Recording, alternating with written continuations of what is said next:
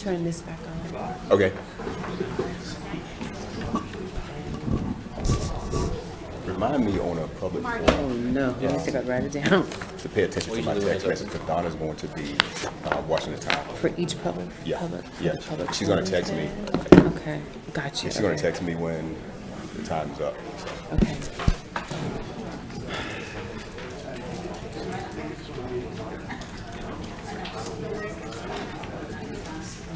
Okay.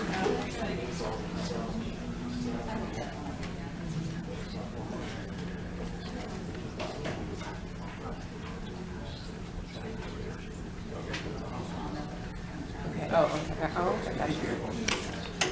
Okay. All right. Thank you. Mr. Purvis.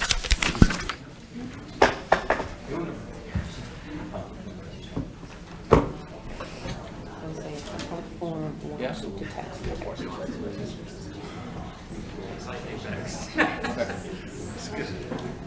text. Okay, good.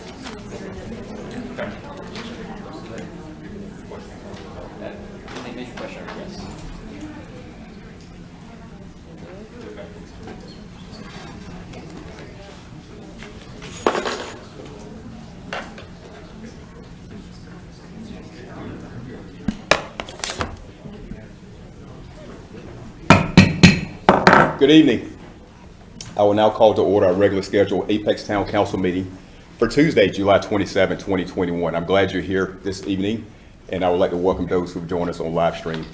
We first want to do an invocation. I want to read this statement. The town of Apex values and celebrates diversity and inclusion. We see diversity as a strength that binds our community together. Inviting members from different faith communities to deliver an invocation at the beginning of our council meetings supports this unity. Recognizing that not everyone practices the same traditions, we welcome you to have a private moment of silence during this time. So what I'd like to do right now is do a short prayer. If you would, join me, bow your head. Father, we come to you, we thank you for this time. We thank you for all who have been assembled here tonight. We thank you for this council, Lord. Give them wisdom, give them strength, give them motivation, but more importantly, put love in the middle of everything. In your son's name we pray, amen. If you would join me in the Pledge of Allegiance. I pledge allegiance to the flag of the United States of America and to the republic for which it stands, one nation, under God, indivisible, with liberty and justice for all. Thank you. I want to talk about first, before we get to business, we had another amazing event downtown, the Pig Fest. And I want to talk about that and really recognize our staff and Ms. Colleen Moraes and our, our first responders who were there serving, but also our solid waste crew. I got to point them out because I was there eating my barbecue and there were no flies around. So I know their hard work, they were able to get there frequently and get things done. So it took everybody coming together to make sure we had a successful event, and there was much synergy and love and everybody united downtown. So I just want to commend all the staff for your amazing work for getting us that way. So thank you.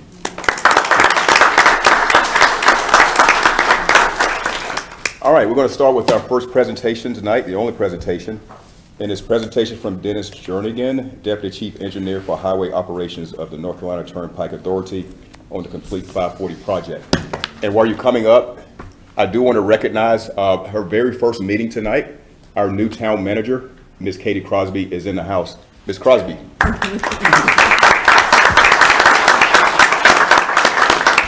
Any words, Ms. Crosby? You good? All right, thank you. All right, Mr. Jernigan. Presentation. While she's pulling that up, I will say thank you on behalf of Turnpike for being able to share this update with you tonight. We are excited, as I hope most people are, about the 540 project. I'll go back to the beginning. Get it back to the beginning right quick. And we appreciate the opportunities to come out and share information with you. We would rather you hear it from us to make sure you get the latest and greatest information. So again, thank you. So we've got a lot of information. I understand you've got a packed agenda, so I'm going to jump right in. And right quick, just about the Turnpike Authority, we are about more than just operating and maintaining toll roads. You may or may not know it, but right now we have multiple wrong-way driver pilots underway on the Triangle Expressway. We have pilots going on with pavement marking, pavement markers, and one of the things you're going to see soon out there is a directional pavement marking, where in the correct direction of travel, it looks like any other pavement marking, but in the incorrect direction of travel, you actually see symbols and words advising you that you're going in the wrong direction. So one of the things that people ask quite often, why toll roads? NCDOT is working on a study called NC Moves 2050. And what that shows is the population of North Carolina is going to increase by 4 million people by 2050. You've got to have a lot of infrastructure to support that kind of growth. So what you see here are some of the projects that we have open, underway, and under construction. The projects in green are currently open to traffic. The ones in blue are under construction, and the ones in the white boxes are in some form of pre-construction or preliminary development. But I'm here tonight to talk about Complete 540, and this is the status of where it is right now. The gray, the portion that's on the top portion of Raleigh, the west side of Raleigh, is the portion that's open to traffic, 42 miles. The blue portion on the bottom, and it may be hard to see the difference in the blue and the gray, but the blue portion is the part that's under construction I'm going to talk about tonight. And the green on the right side is the final piece that will make the loop complete and connect it over to 64 or I-87. We call the blue portion Phase 1, the green portion Phase 2. Phase 1 is actually made up of 3 different projects. The dividing line is Pierce Olive Road and Fannie Brown Road. When we started it into construction, or we're going to procurement, we were looking for ways we could make sure a lot of contractors, a lot of people had an opportunity to participate in this project. So we broke it up into small, medium, and large projects. One of the things we did too, which was a little bit innovative, is we had an industry forum and a DBE workshop. A DBE is disadvantaged business enterprise. It can be minority, handicap, female-owned, small business. And so we had a workshop to let them know what was coming, and then we also paired that with the industry forum so they could network, so they could meet people, put a face with a name, and have the opportunity to go after some of this work. The workshop was well attended. This is actually the industry forum here, 185 roughly attendees, 75 different firms. And through this effort, we were able to procure, or we have under contract or committed over $80 million of this construction work that's going to some of these DBE contractors. So after procurement, here's where we ended up. We had the same contractor on the A and the B job, and we actually had joint ventures on all 3. So instead of one contractor, we had a pair of contractors. Branch Flatiron on A and B, Lane Blythe on the 2828, different designer on all 3 projects. And you see the contract cost there, and where we stand here as far as percent complete, you see there at the bottom. Now, for those of you who may have seen the WRL story on Friday, you said, wait a minute, it said 35%, and I see 41 there. This is total work. These are design build projects. So the percentages you see here include the work for the design, and what we shared on Friday was more of a straight construction cost. So even though I'm going to talk about the entire project, I do want to focus a bit of the presentation tonight more on this end. This is, and I'm sure you're all familiar with this map, these are your corporate limits. So you're in the green, Holly Springs is down on the bottom in the rose color. And so this is the portion that I'm going to spend part of the time on tonight. This is our public hearing map that shows you that area. On the left side is NC 55, where the current Triangle Expressway ends. Just to the right, East Williams Street. There will be 2 bridges carrying Complete 540 over East Williams. The next 2, the red rectangles, are bridges or culverts. The next 2 red bridges crossing the blue portion is Middle Creek, and then the one on the right is Sunset Lake Road. And we actually cross Sunset Lake twice, but this crossing is the one in Apex jurisdiction. And then at the bottom left between those is a culvert that's on Sunset Lake Road. That's why the limits extend a little bit farther down there. But we also, while we were getting ready to construct, we coordinated with all the municipalities and the county government for bicycle pedestrian accommodations. And those include the Middle Creek Greenway Trail for Apex. And you'll see here that it's right there where the bridges are. If you look where the dot is, on where it says pedestrian trail, you actually see something yellow that's sort of perpendicular to the alignment. Originally, there was going to be a pedestrian culvert, but we gave the contractors the option of building a pedestrian culvert or carrying the greenway under the bridge and lengthening the bridge. And what you see here is the plan sheet. This particular contractor did exactly that. He lengthened the bridge. I personally like that better. It's better lit. You don't have to worry about maintaining a lighting system or a culvert. and that's the option that this particular contractor went with. And you can see here, this is actually an excerpt from your own plan. And so the portion there that's in the oval shows that that portion of the greenway will be built by others, and we are taking care of that under the project. A couple of things I wanted to share with you along the limits of what you'll see. East William Street here.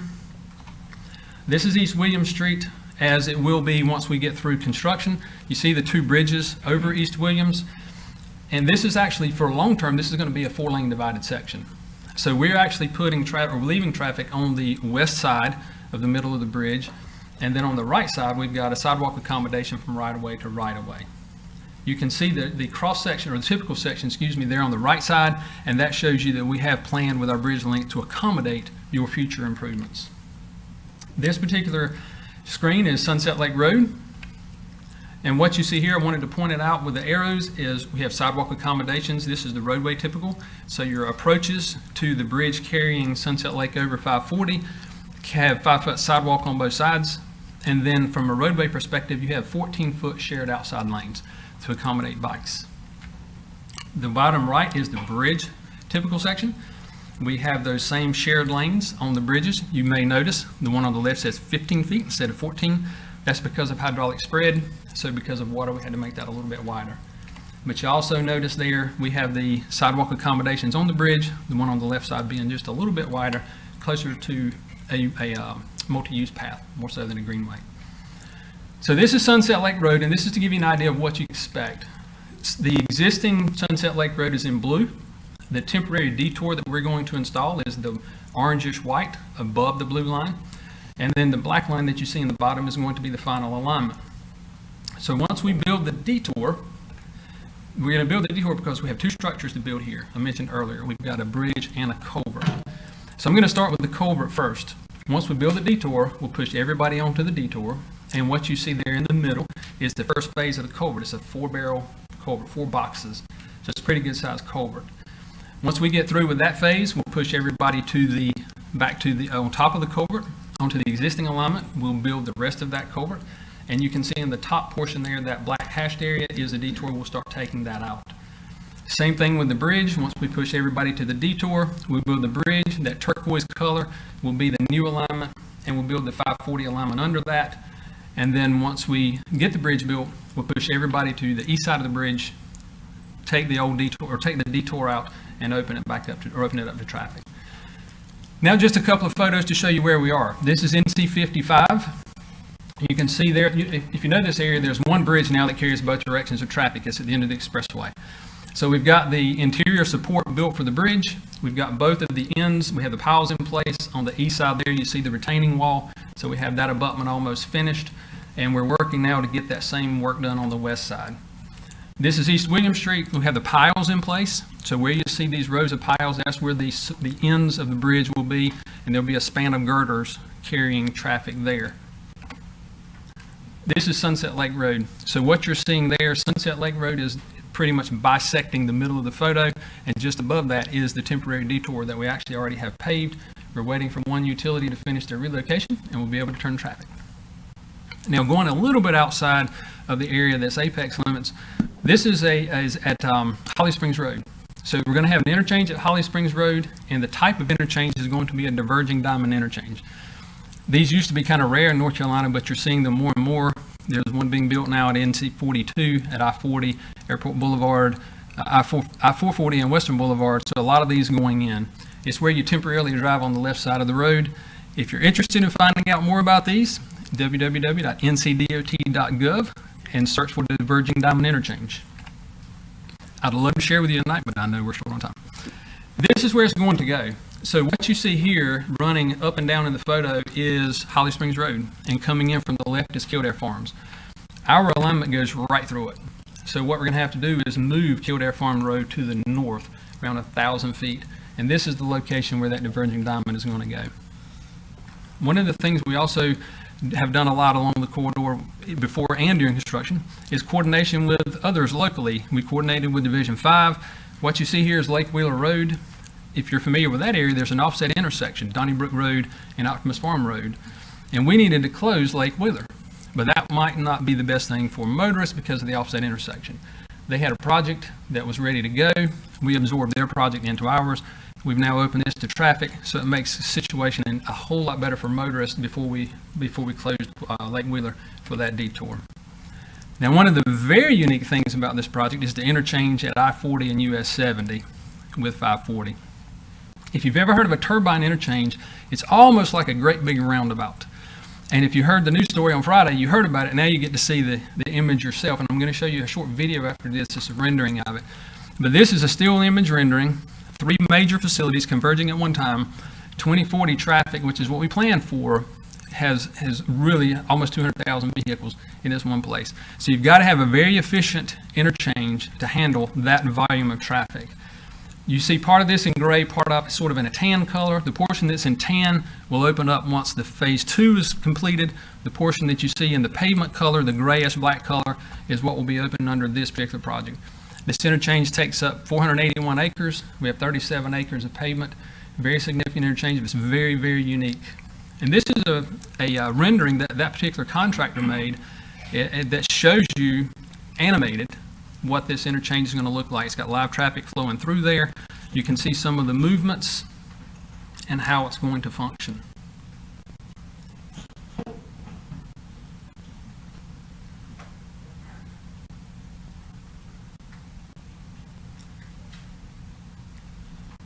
This interchange has 13 bridges, 6 of which cross I-40. One of the things that's very important to us from the outset was keeping in touch with our neighbors along the corridor. We've spent a lot of time with them in the right-of-way process, going to neighborhoods, HOA meetings like this prior to procurement. COVID hit. We didn't want to lose that momentum, and I'm going to tell you about that in just a minute. But this page right here has a tremendous amount of information on it I'm going to share with you right quick. At the top, we have a project website. All of our preliminary documents, our environmental documents, maps, resources can be found at that location. You see at the bottom we have an email address and an 800 number. We have a consultant that monitors those 7 days a week. Whenever he gets a contact, he reaches out to us, he sends it to the right place. We average about 3 people a day that communicate with us through those resources. On the left, we have completed the noise wall study. I know that's a very popular question. We've completed the noise wall study for the east end of the job, the big job, but not the other 2. And so what we have on our website is a place where somebody can go and see if their neighborhood is eligible or has been approved for a noise wall. The A and the B project has not gone through that process yet. We're completing the noise report, so we don't have that up yet. On the right side, we got a lot of communication from realtors wanting to know how properties were affected, how close they are, or somebody who's buying or selling a house.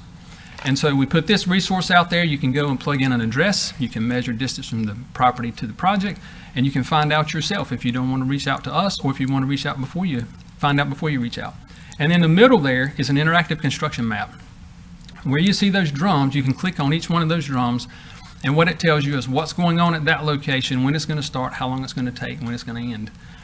We get about 75 hits a day on that, where we've put that out there. And again, people are welcome to reach out to us, but a lot of people are using that resource on their own. We've had almost 30,000 people in the last year who have gone to our interactive construction map. But I was mentioning how important it was for us to keep in contact with our neighbors, just like we're doing tonight. When COVID hit, we evaluated several different platforms. We settled on one. We started putting it out there that we welcome meetings. We started having those. Over the last 15, 16 months, we've had over 40 meetings. And as you can see the numbers there, 1,400 participants minimum. We always count on the conservative side. We've sent out 15,000 postcards.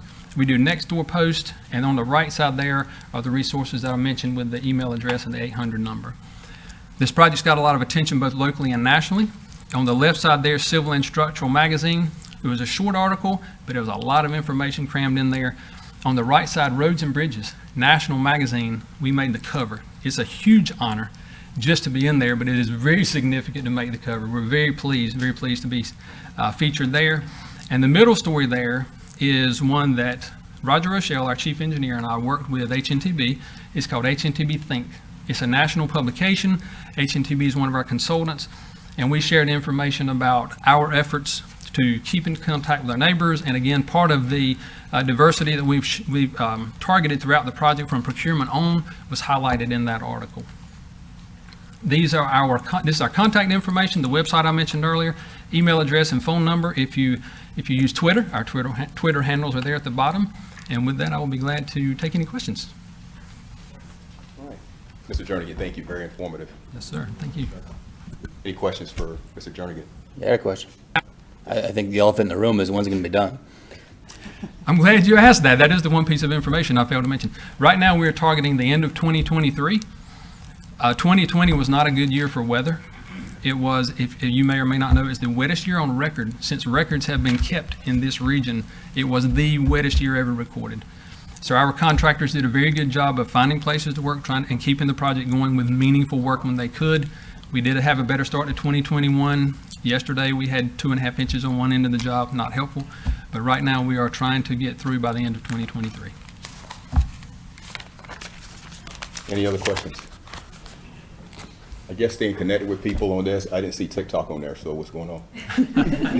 I'll get with our communications There you people go. about that, All Mayor. right. Anyone else? Thank you, very All right, nice thank you. presentation. Thank you. All right. We're now moved to our consent agenda. All consent agenda items are considered routine to be enacted by one motion with the adoption of the consent agenda and without discussion. If a council member requests discussion of an item, the item may be removed from the consent agenda and considered separately. We have no updates on consent agenda, so therefore, if anyone wants to make a motion to approve. Second. All right, motion second, discussion. All in favor indicate by saying aye. Aye. Opposed, no. All right, that passed unanimously. We'll move now to setting of the regular meeting agenda. And we have one add-on, requested motion, possible motion to go into closed session pursuant to GS 143, 318.11A3 to consult with the town attorney to discuss the handling of the matter, Wake County Board of Education v. Town of Apex. Motion approved with the added closed session. I'll second it. Discussion? All in favor say aye. Aye. Opposed, no. All right, it passed unanimously. We'll move now to a public forum. This is opportunity for the public to speak. We want to hear from you.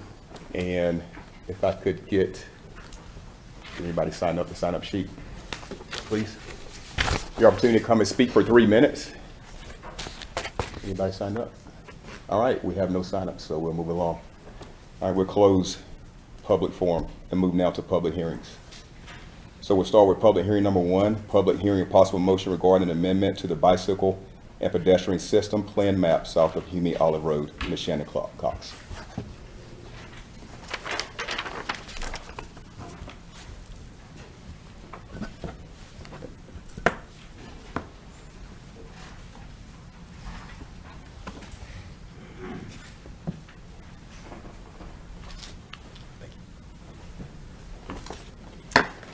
Good evening.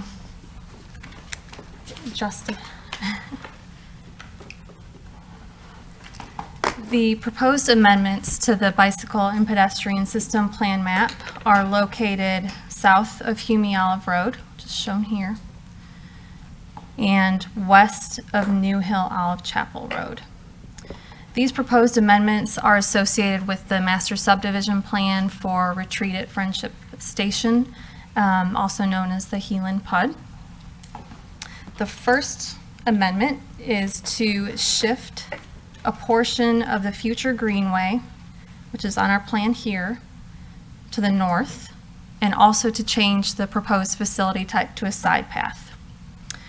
This would align with a roadway planned in their layout. Sorry, it disappears. And it would allow us to minimize the number of crossings of the stream in this location. The second and third amendments are located adjacent to future Olive Farm Park and are intended to provide additional connectivity from this new project and from Hume Olive Road to the park. The first change is to add a proposed side path. This would align with one of their local roadways in this location. The second change is to add a proposed greenway along Olive Farm Road. In the future, this may align differently and go through the park, but based on the information we have now, it's just shown along Olive Farm Road. Planning staff support these recommendations. We also review these with Public Works and Transportation, as well as Park Rec, Cultural Resources staff, and all were supportive. The The Park Rec Advisory Commission unanimously recommended their approval, and so did the Planning Board. And I'm happy to answer any questions. All right, any questions for Ms. Cox? Just that it sounds like we're minimizing environmental impact by this change, which I think is good. In that particular In that location, particular yep. location. Other questions? Hearing none. Thank you. Thank you. All right, we'll open up the public hearing for comments for this item. No signups tonight, so we'll close public hearing and defer back to council. Possible motion. Motion to approve. I second it. Motion second, discussion. All in favor say aye. Aye. Opposed, no. All right, passed unanimously. We'll move now to public hearing 2. Public hearing and possible motion to approve rezoning application 21 CZ 16, Healing PUD amendment. Good afternoon. As Shannon told you earlier, we're located kind of in the southwestern corner of the town's jurisdiction. This is just an aerial of the perimeters of the Healing PUD.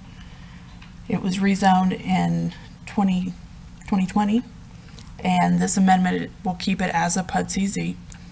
The 2045 land use map calls this medium density and low density residential. None of the PUD amendments that you will hear will affect the residential density, the number of units, the roads, anything like that. This is just a sample of kind of the easements and things that run through the project. The applicant is proposing a PUD amendment. They had their neighborhood meeting report on April 29th, 2021. That report is in your staff report. The planning department feels that this PUD amendment is consistent with the land use map because, as I said, it doesn't affect density in any way. The applicant is proposing 4 changes. As they're shown on the front, they're requesting the removal of the architectural condition from section 7 that states that garages on the front facade of a single-family home that faces the street shall not exceed 40% of the total width of the house and garage together. When we had our discussions about this, I was advised that this tends to make for a very wide house, which ends up actually being a bigger house and costing more money. And because we all have some we've made a priority of the affordability of some of our units, they wanted to remove this condition so that they could have it, take up a little bit more in the front while still being able to keep the footprint overall of the product relatively compact. The other 2 changes that they're requesting is item G.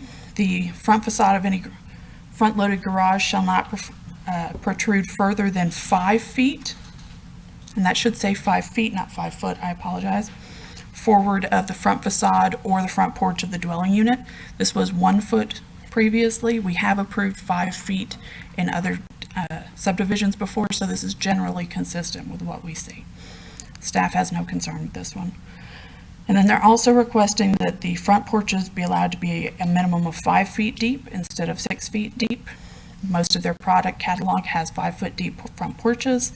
I've been advised that changing that to add the additional foot is actually more significantly costly than we realized initially.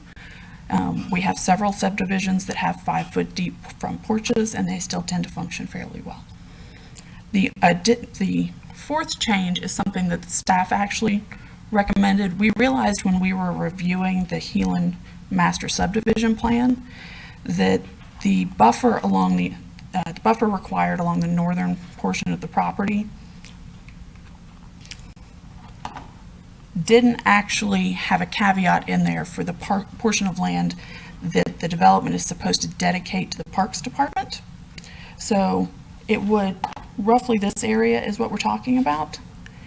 And because we didn't have a caveat in there, they would be required to install a buffer between existing parks land that Apex owns and new park land that they're going to dedicate to Apex. And that buffer would have to be maintained by the Parks Department, and it just didn't seem to make any sense. So when they said they wanted to come back in with some PUD amendments, we requested that they add the condition that no buffer shall be required between existing Town of Apex parkland and any land dedicated to meet the Town of Apex Parks Recreation and Cultural Resources Advisory recommendation. That is the extent of the changes that the applicant is requesting. Planning Board heard this at their meeting earlier in the month, and they unanimously recommended approval. Planning staff also recommends approval. If you have any questions, I'm happy to answer them. The applicant is also here and happy to answer anything. Thank you. Ms. Mayo, yeah, is staff planning to, do we want to codify that bottom one in our ordinances, potentially, so it doesn't happen again? That's an excellent question. Typically speaking, we wouldn't require that anyway, but in a PUD, they're allowed to vary it from what the UDO requires. And because it's stated just that it would provide that width buffer along the northern property line, there wasn't any leeway in the PUD language itself, which is the reason why it needed to be changed. If it's a regular rezoning, or if buffers on a particular property line are not addressed, then the UDO would not require that as it stands. It's only in the situation where we have a PUD and somebody says there will be a 30-foot buffer, as an example, along this northern property line. And in this case, because we didn't know at the PUD level, the rezoning level, exactly where the land would be given to the town, we didn't have a note that specified that. It's a fairly long piece through here, and we weren't sure if we were going to be getting this piece or this one. And to be honest, it was the first time it had come up. We don't generally have developments that happen immediately adjacent to Town of Apex parkland, which are then also required to dedicate parkland. So it's something that staff will be keeping in mind in the future as we do PUDs. I have a second one. So can you describe the staff's discussion about the front porch? And you mentioned they still function well when they're 5 feet. It seems like they would function less well than if they were 6 feet. So can you explain that thought process? It is true to some degree, but 5 feet is still sufficient for you to have a couple of chairs on your front porch and be able to get by. Having 6 feet lets you have a slightly deeper chair or deeper love seat bench type situation on your front porch. But when we looked at several of the developments that we have in town and we all measured our own front porches, it will function perfectly adequately. It's just people may need to make sure they buy slightly shallower furniture when they put it on the front. That's all. Okay, thanks. I have a couple questions as well, Yes, sir. if you don't mind. Sure.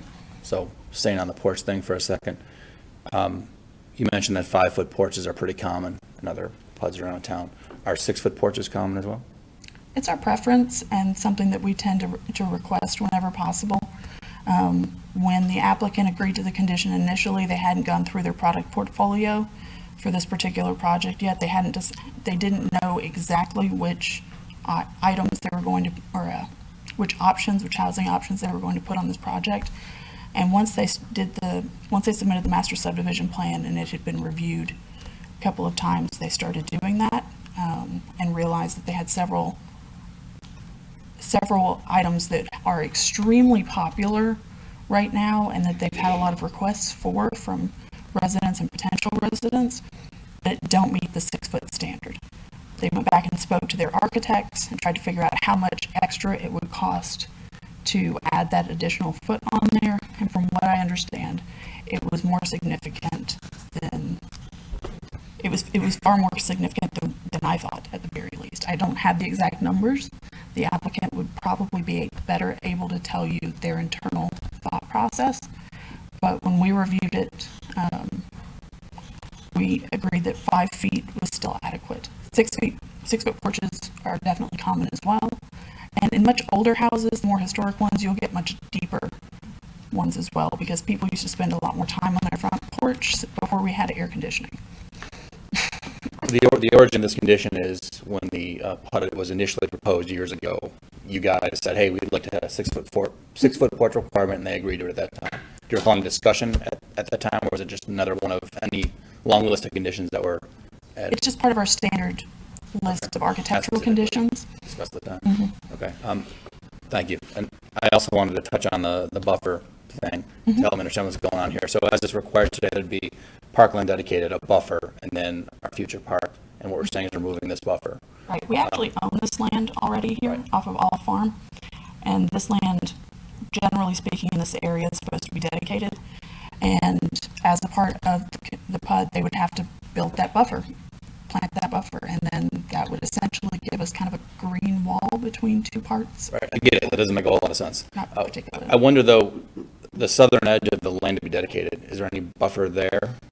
It'll be along a road that will connect approximately here. Oh, so it'll come to a road. Okay, great.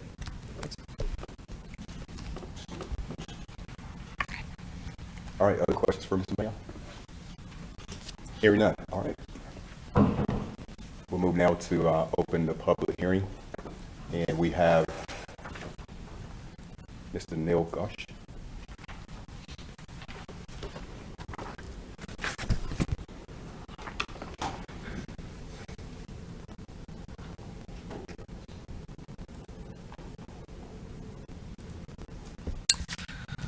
Thank you, Ms. Mayor, for your presentation, and good evening, Mayor Gilbert, Mayor Pro Tem Dozier, and members of the Town Council. My name is Neil Ghosh. I am an attorney with the Morningstar Law Group at 112 West Main Street in Durham. I'm speaking on behalf of MI Homes to discuss the proposed amendments to the existing Healan PUD. This is somewhat of an unusual rezoning request because the only thing we are attempting to do here is remove a few architectural conditions. As was stated, everything else will remain as is. So the number of units, setbacks, density, all of that stays the same. So what changes? There are 15 architectural conditions with this project. We want to remove one of them and alter two others. The condition we'd like to remove requires the garages to be no more than 40% of the width of the particular house. There also is a condition which requires garages to extend no more than 1 foot forward from the rest of the home. And the change we are seeking would allow for a 5-foot projection. And then there's a condition which requires front porches to be at least 6 feet deep. And we are seeking to change that to 5 feet. I should add that we also are adding a condition to clarify the required buffers around the parkland area. Although that is more of a cleanup than anything, I think it states the original intent of that. So I'll focus on the architectural conditions. Ultimately, these conditions impact MI's ability to provide more modest-sized homes and greater variety. Because of the way these conditions are worded, you either need to have a large house or a side or rear-loaded garage, which typically means a larger lot.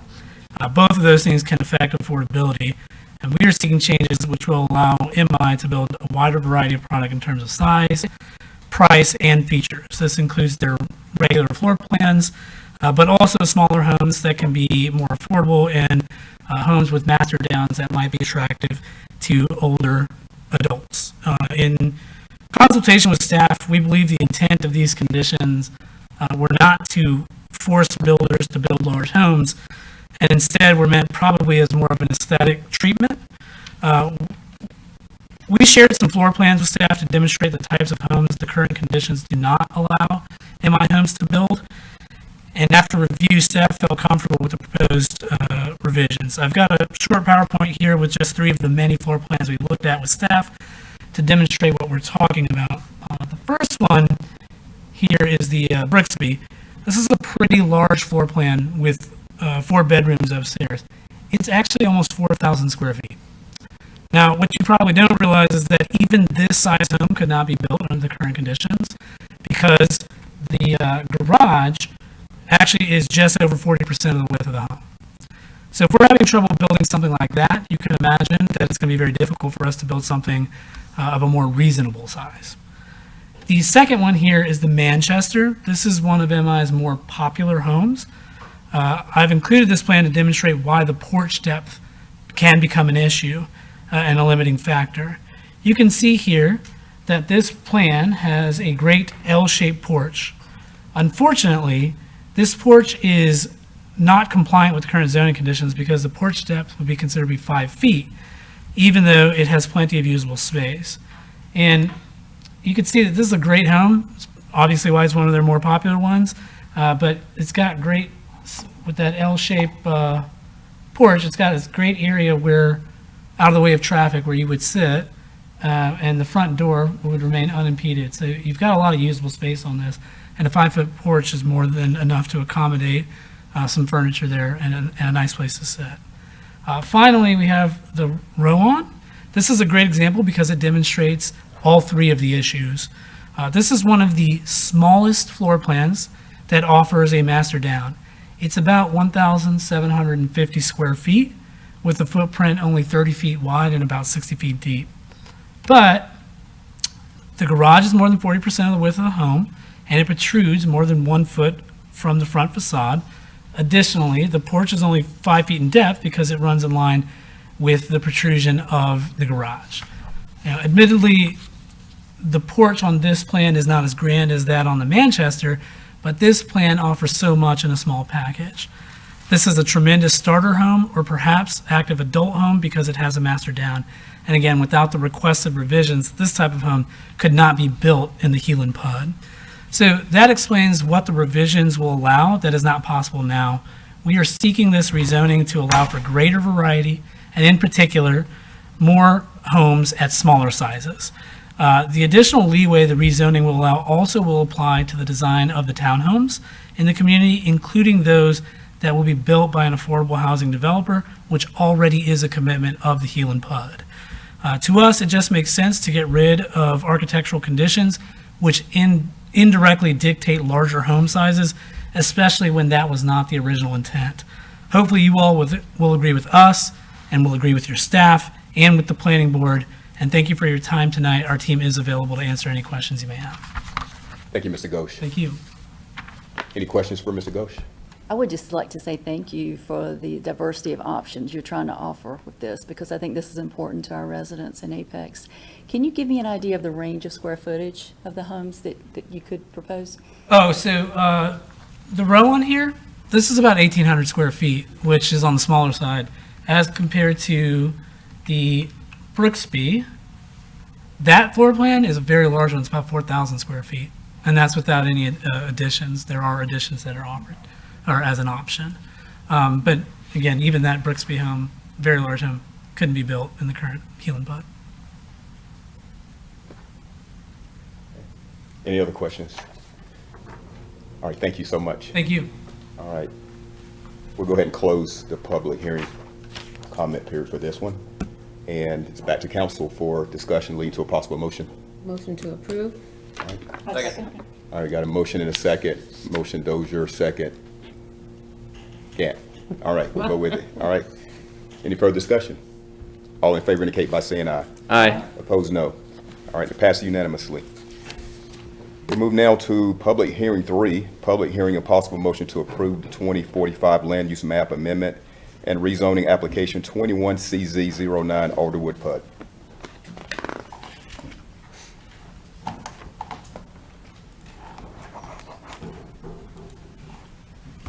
Good evening again. Just to give you an idea of where we are in relation, kind of on the northwestern side of the town's jurisdiction. This project is immediately across the street from the towns of Westford, which are shown here in the south, and then share a northern property line with the preserve at White Oak Creek. Currently, the project is zoned rural residential. The applicant is proposing that it be rezoned to planned unit development conditional zoning. The 2045 land use map currently designates this property as mixed use with high-density residential, office employment, and commercial services. The applicant is requesting that it be changed to medium-high-density residential, office employment, and commercial services, just because they've seen a difficulty in getting the minimum 14 dwelling units per acre that our high density requires. Just as an FYI, state law has recently changed so that land use map amendments don't technically have to be requested by the applicant if a rezoning does not actually meet the land use map designation as shown. Then approval of the rezoning automatically changes the land use map amendment to be consistent with the new rezoning. So you don't technically have to vote on the two separate items tonight. you can just vote on the rezoning. And if you vote to approve, then it will change the land use map.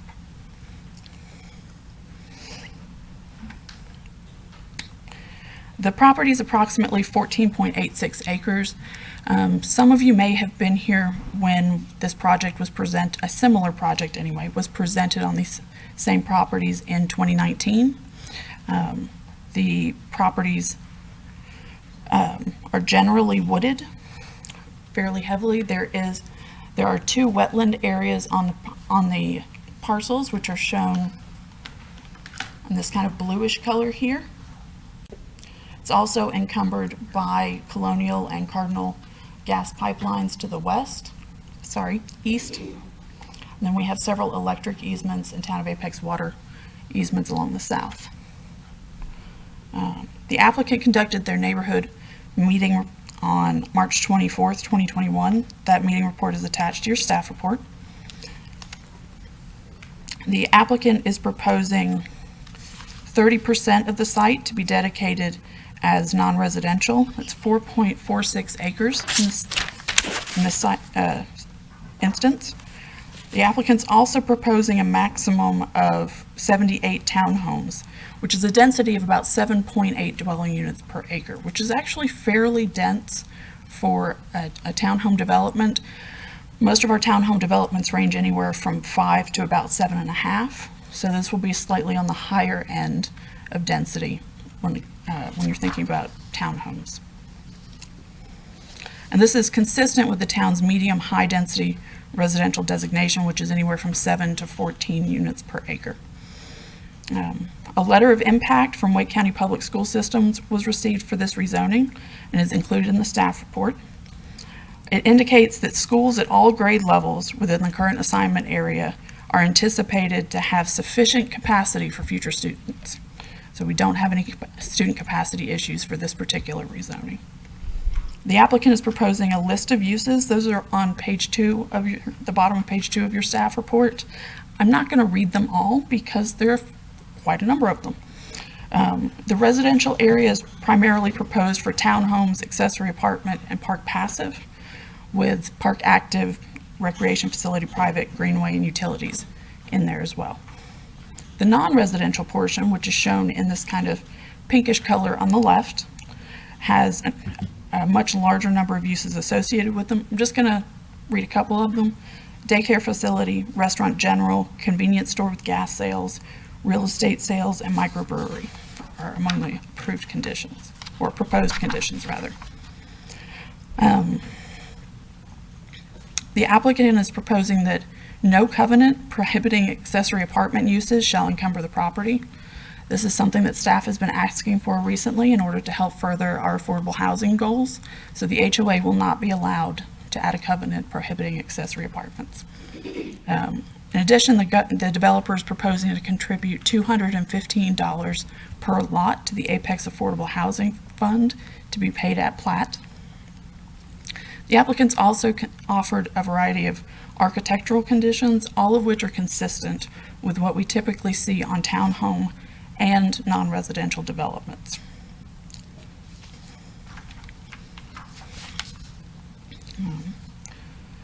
The applicant's proposing a maximum of 30,000 square feet of non-residential building.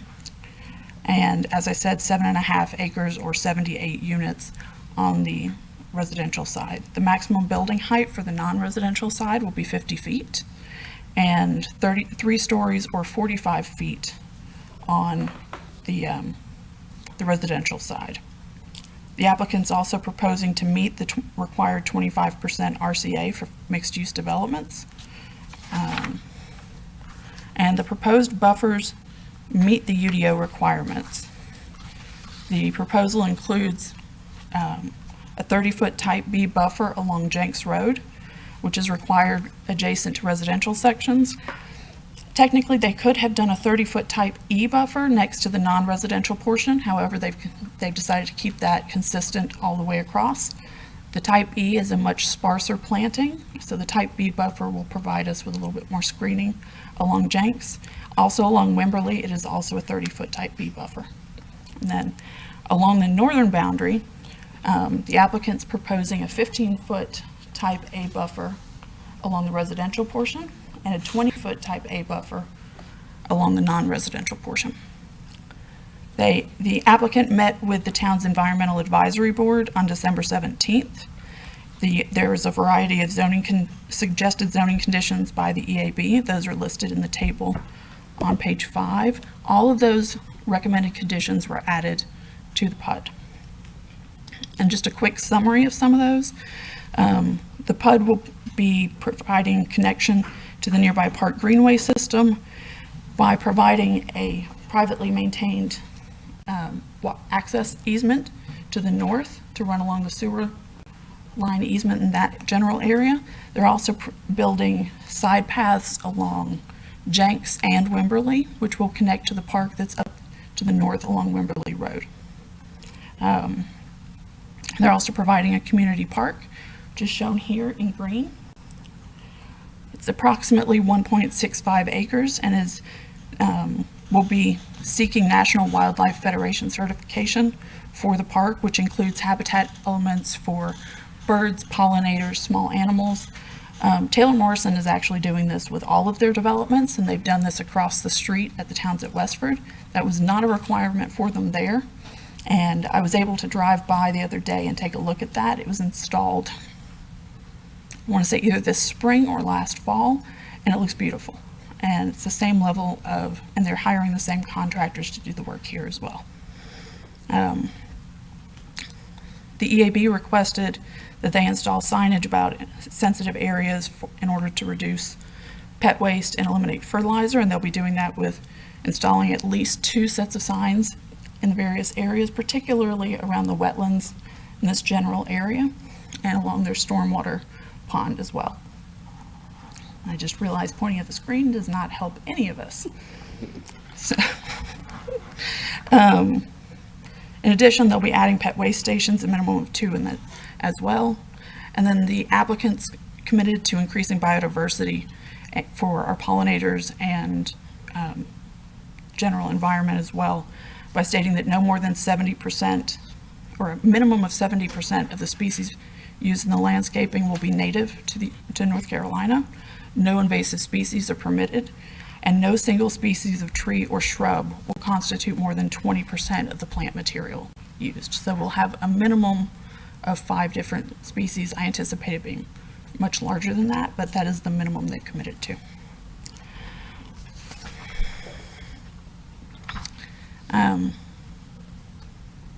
The PUD also complies with all of the town's plans for water, sanitary, sewer, and electrical systems, as well as stormwater. A conceptual plan is included, but that'll be fleshed out at master subdivision plan. Parks and Recreation reviewed this on their May 26th meeting and unanimously recommended fee in lieu for the project. I'm going to let Russell summarize the road improvements associated with this project. He just does it so much better than I do. So, Well, are you, if you have questions? I have more. Okay.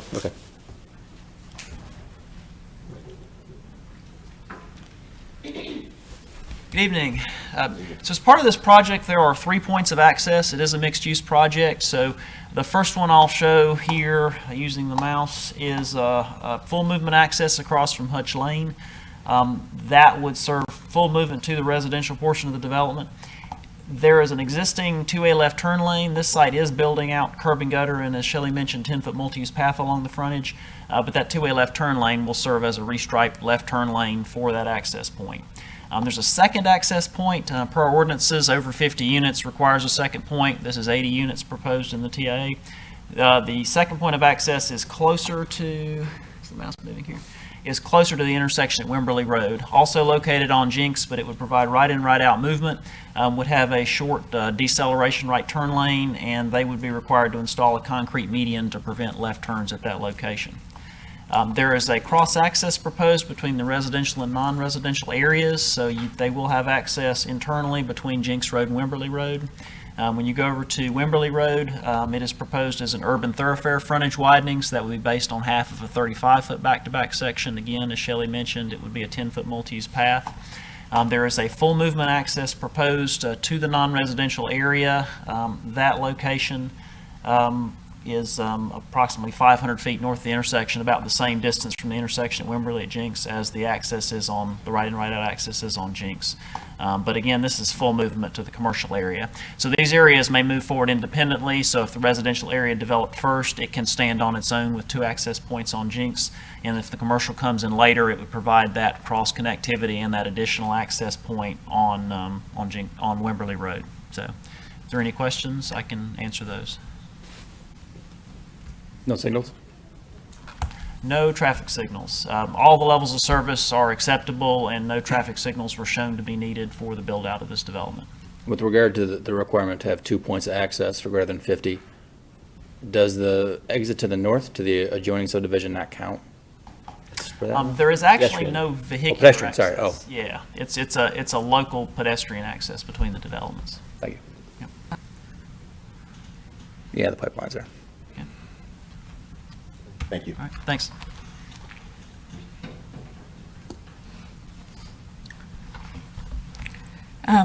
Staff took this to planning board earlier in the month on the 12th, and they unanimously voted to recommend approval with one additional condition offered by the applicant. At the time, the phrasing of this condition was that the northern buffer of the residential pod shall include supplemental evergreen plantings or a fence in order to meet the opacity requirements offered per the rezoning. The board also asked that we send you all a note that the applicant should work with the neighbors and staff prior to town council as to what landscaping and fencing would be acceptable to the neighbors. And again, this is for the buffer to the northern side here that backs up to preserve at White Oak Creek. Since planning board, the applicant and staff have worked with the residents at the Preserve at White Oak Creek on their concerns. We've been sending emails back and forth every day, and staff has met with them, and the applicant also met with some of the representatives as well. The applicant has actually, amended that initial language to make it a little bit more specific. Okay, I'm going to read it to you. I put it on this list because I have a couple of other conditions as well, but I want to point out kind of the specifics of this. So at the time of site or subdivision plan, and in order to meet the opacity requirements of the rezoning, remember this is a type A buffer, which is fully evergreen and fully opaque to a height of 6 feet tall. So in order to meet those opacity requirements, the northern buffer of the residential pod adjacent to the existing residential shall include either A, a 6-foot tall privacy fence as permitted in the UDO, provided that the fence shall not be required adjacent to the private community park, within the utility or pedestrian utility or pedestrian access easements, or within Colonial and Cardinal gas pipeline easements. So we don't allow fences to go across our sewer easements unless they can be opened. It also doesn't seem to make sense to add a pedestrian access easement in that same general vicinity, but put a fence in between them. So staff recommended adding that language to make it very clear that it's not required all the way across. And Cardinal will not, and Colonial will not allow us to put any kind of structure in their easements. They are very assiduous about how they maintain those. So we wanted to make it clear in the language as well, so that there were no misunderstandings, that there will not be a fence or any kind of landscaping in that easement. They also don't allow landscaping of any kind there. Or the alternative option, B, would be for supplemental evergreen plantings. In order to minimize damage and impacts to the existing vegetation, any fence installed pursuant to this condition shall be installed along the interior side, so not the north side but the south side, of the buffer at the Alderwood buffer. The residents were comfortable with that language. They did request that buffer be increased to a 25-foot buffer along that area. The residents who were particularly concerned lived in this neighborhood block, and they were the ones that we were discussing all of this with. They initially requested that it be a 25-foot buffer. Taylor Morrison worked with their engineers to figure out if they could accommodate that 25-foot buffer and determined that they could not. So they're offering the 15 feet with those conditions. In addition, the next three conditions came out during the next two conditions came out during our discussion, which is that the 15-foot type A buffer along the northern property line of the residential pod shall be undisturbed west of the sanitary sewer easement. So in that same area that we were looking at a minute ago, they won't be allowed to do any grading, remove any trees, anything like that in that area. So any fences or additional evergreen screening plants will be planted in addition to that and will not disturb the existing vegetation. This is actually something the UDO requires if they're going to count that buffer towards the RCA anyway, but this language makes it very explicit that this is what's expected for this particular project. And number 3, any townhomes adjacent to the northern property line and west of the sanitary sewer line shall be a maximum of 2 stories tall. So again, our sanitary sewer line is roughly here. Anything west of that will be just 2 stories tall. If there are 2 blocks of buildings backing up to this, those will only be 2 stories tall. If there's a block this way, they will also only be 2 stories tall. And this was because this site actually sits significantly higher than the preserve at White Oak Creek. I can't see it well from this image, but there's actually a retaining wall through here that's about, I think 10 to 12 feet tall that holds the buffer up above them. And then this site sits about another 6 feet taller than that.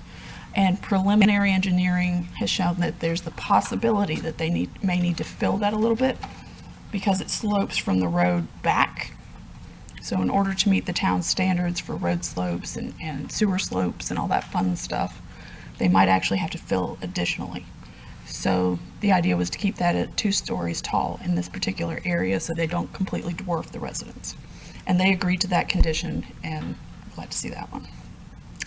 The applicant also looked at their overall package and realized that they wanted to provide solar conduit for all of the homes in the project so that if someone decides they want to put solar panels on the buildings in the future, they can do that with a minimum impact.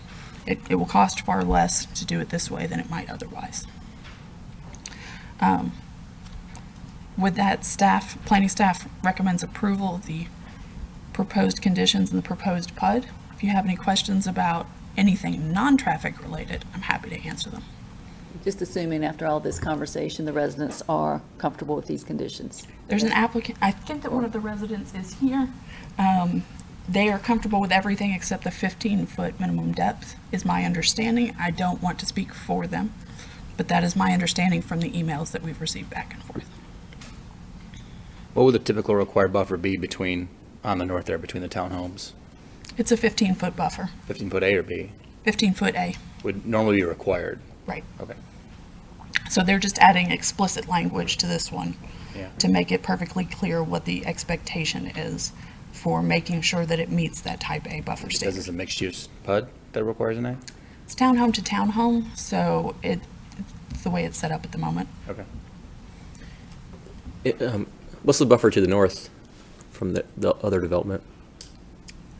They have a 20-foot or 25-foot type A buffer, so the total buffer width between the 2 developments will be 40 feet, which, just to give you an idea, is roughly 2 parking spaces back to back. And can you describe with the pedestrian easement, how will that get built? Who's going to build that? Taylor Morrison will. Taylor Morrison is actually also the builder for the preserve at White Oak Creek and for this project as well, and for the towns at Westford across the street, so they have complete control over those So it's sections. easement and they're going to build it as well, because they're going to make that connection. That's my understanding. If the applicant may correct me if I'm misunderstanding, but my understanding is that they will build the connection. Okay.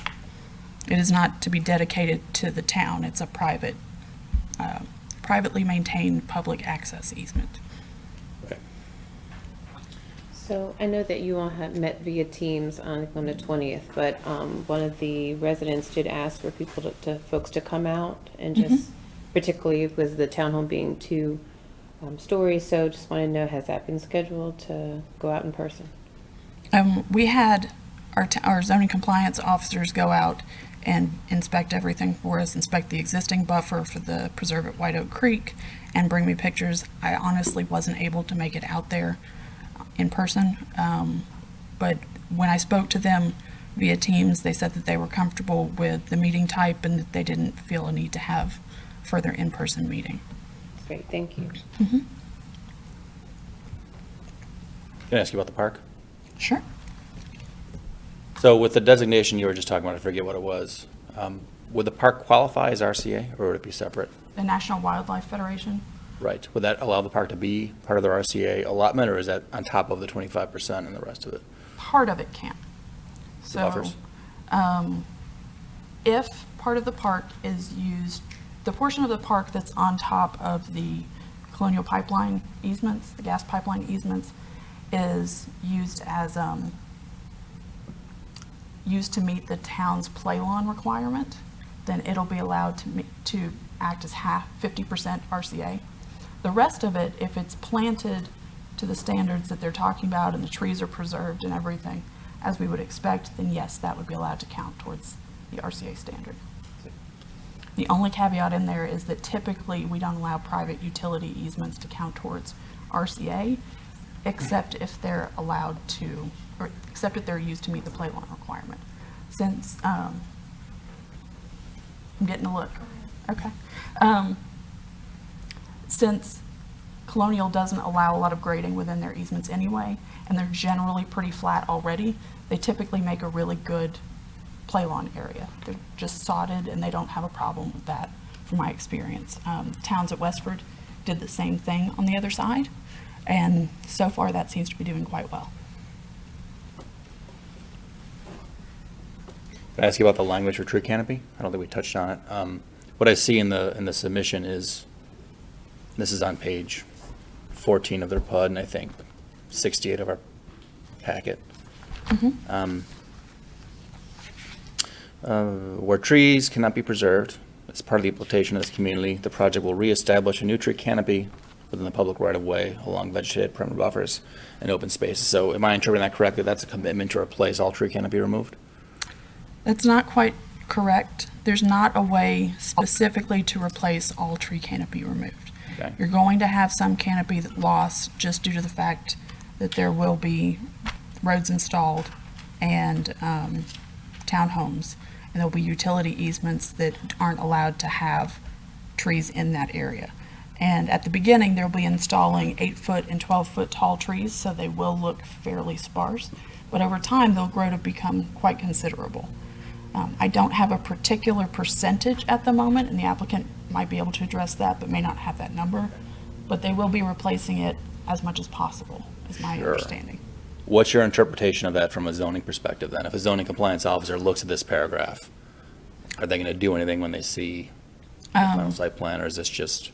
So I'll probably be reviewing the subdivision plan.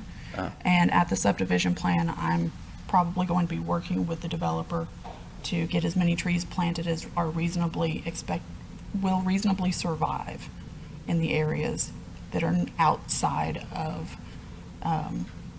particular lots and the right-of-way. They have said that they plan to plant trees within the right-of-way, so that'll be on the outside edges of it. And that's something that staff has been working with developers on a number of different projects. Depot 499 has that as well. And Towns at Westford was actually the first one that we did that allowed that option also. So other subdivisions, other PUDs that we've talked about have had an additional clause here to provide a cash payment to a tree planting nonprofit in the area. I see that's not present here. Was that ever discussed or brought up? In case there's a gap there between what's removed and what their tree canopy replacement at subdivision time, whatever the math turns out to be. That was not something that I discussed with the applicant. There were enough other moving parts that I apologize, I missed that one. But the applicant can definitely address that for you to see if there's something that they're willing to work with on this. Right. They may need to request a continuance if they don't have that information at the moment, so that they have a chance to look into that and come up with a number for town. But I'll leave that decision up to the applicant. All right, thank you. One more question related to the gas company. There was a complaint related to the gas being cut only once a year, and then we did respond that we would work to see if we could help mitigate that. Has that happened, or will we plan to reach out to the gas company related to that? So the applicant, my understanding is that the HOA would normally handle that since it'll be within HOA common area, but I can definitely reach out to the gas company to discuss that with them. At this point, I don't have an answer to that particular question, but I will look into it and work with the applicant and the gas company to get it addressed. Actually, that's my mistake. It wasn't us. It was actually the applicant that said that they would. So actually, should be asking you.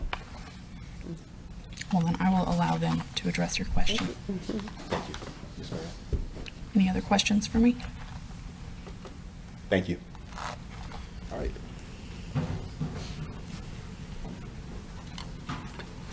Good evening, Mr. Mayor, members of the council. Jason Barron with Morningstar Law Group here on behalf of the applicant in this case. Joining with me today are Mark Altman of Taylor Morrison, who's the proposed builder of this site, along with Jessica Hardesty of McAdams Company, who's provided land planning and engineering associated with this development. Shelley's done an extraordinarily thorough job of providing the details associated with the proposal, so I'm going to let the details be the details and kind of hit on a couple of what I consider the big picture points. It's a 14.8 acre site. It's got roughly 7 acres that is proposed for residential development. The rest is either going to be in that kind of park space towards the northeast corner and then the commercial space towards the south. Overall request is for 78 townhome units and 30,000 square feet of non-residential associated with it. All of you have seen this case before. It was before you in early 2019, and there have been a lot of changes that have happened since then, a lot of changes at this council table, a lot of changes from a policy standpoint with respect to priorities of the town, and then changes with respect to the development as well. Things that wouldn't have happened the last time we were here, that didn't happen the last time that we were here, that are part of the case now, are Eab recommendations. The Eab didn't exist when we were here in 2019, and so we were pleased to be able to incorporate all the recommendations that the Environmental Advisory Board made associated with this case.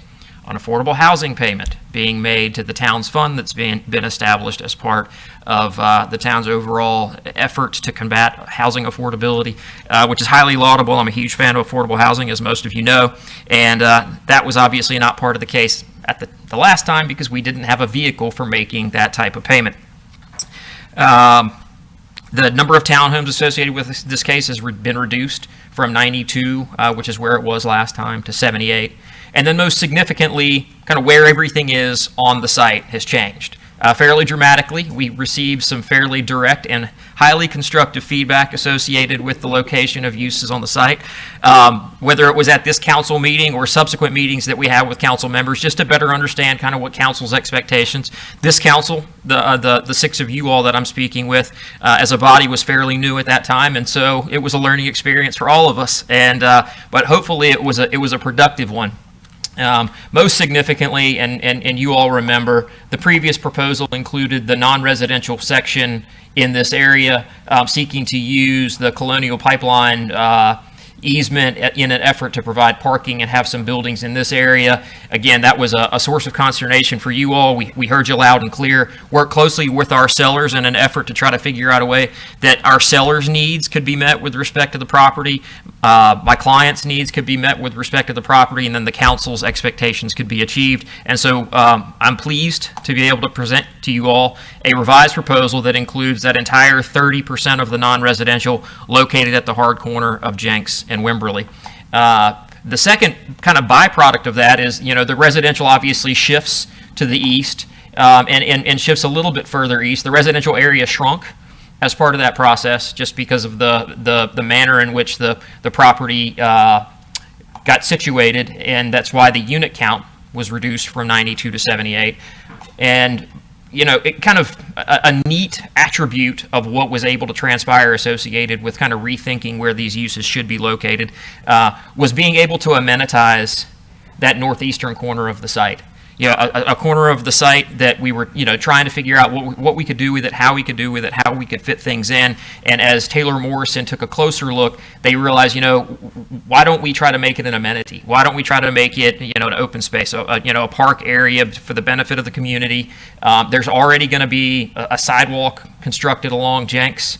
So there will be sidewalk connectivity included with it, and you can see that depicted here.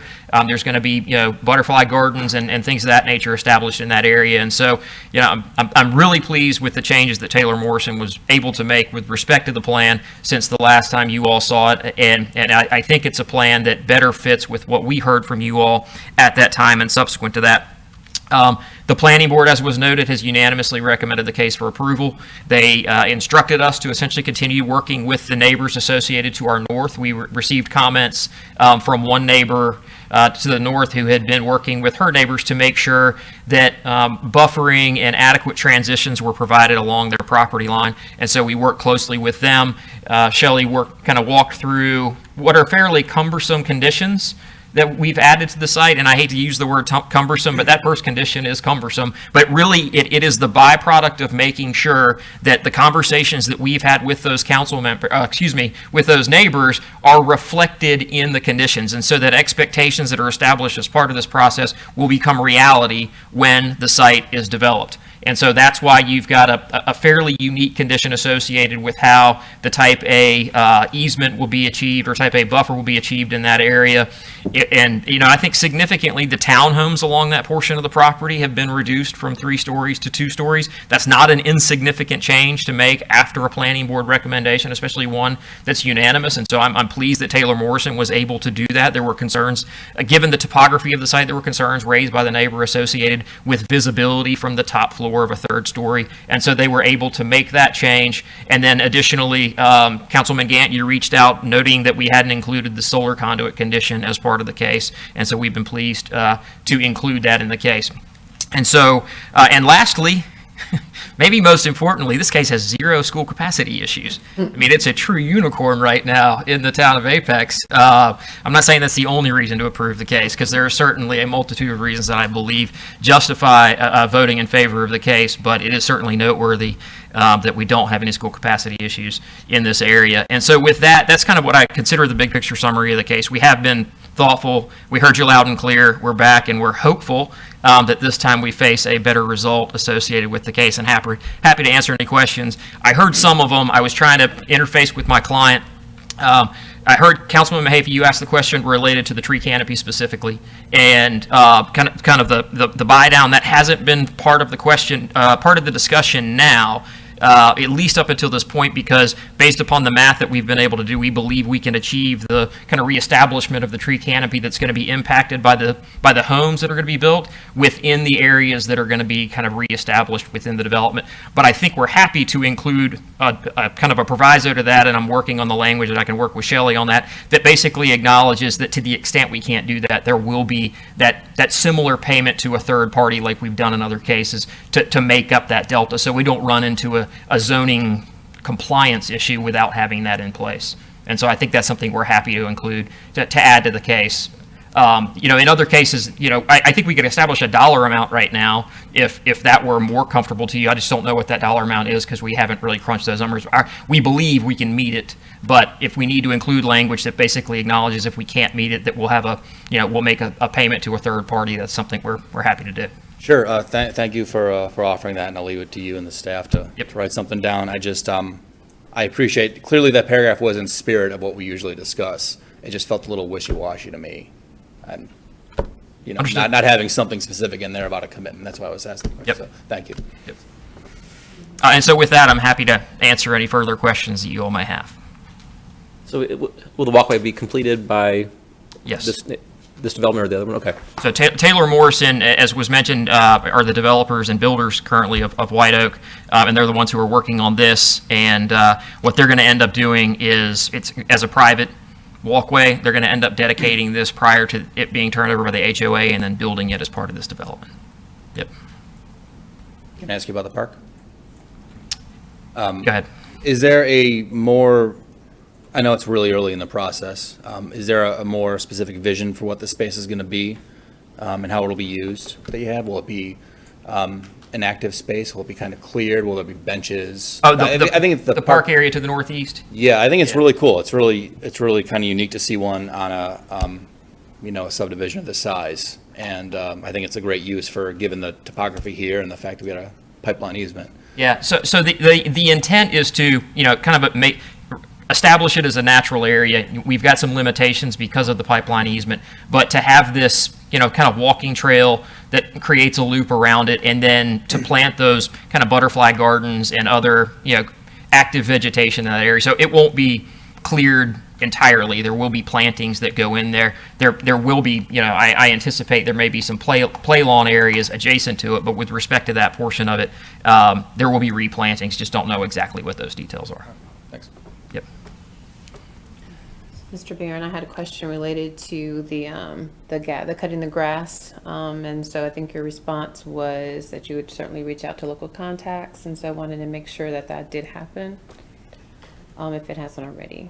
And I can't remember if that's happened or not, the cutting of the grass out there. Mm-hmm. Yeah, I don't know. I don't know right now, and I would have to contact the owners.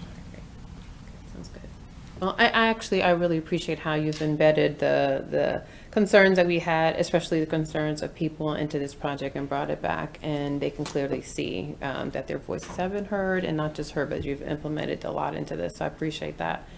And hope that you'll continue to do that, to be good neighbors during that process. So. Well, and on that point, not to belabor it, but, kudos to the planning board for kind of taking that extra step, for making that recommendation and then saying, but hey, we want you all to continue working with the neighbors, and we want the council to know that the expectation is you continue to do so. Not that we wouldn't anyways, but, it's a really positive step for them to take in terms of saying we don't want to vote against something, but we think we can make it better, and I think it did.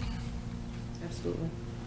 And I think we're seeing more and more of that with projects, and I appreciate that. I appreciate that our development community working with our neighbors and really actively engaging on conditions. And I really appreciate how you've evolved with this project, meeting environmental goals that we have for our town, but that's what we're hearing from our residents too, as well as housing affordability. I really appreciate that. Yeah. I also appreciate the, switching of the project to, putting it at the corner, the commercial portion of that, to me, it makes a lot more sense.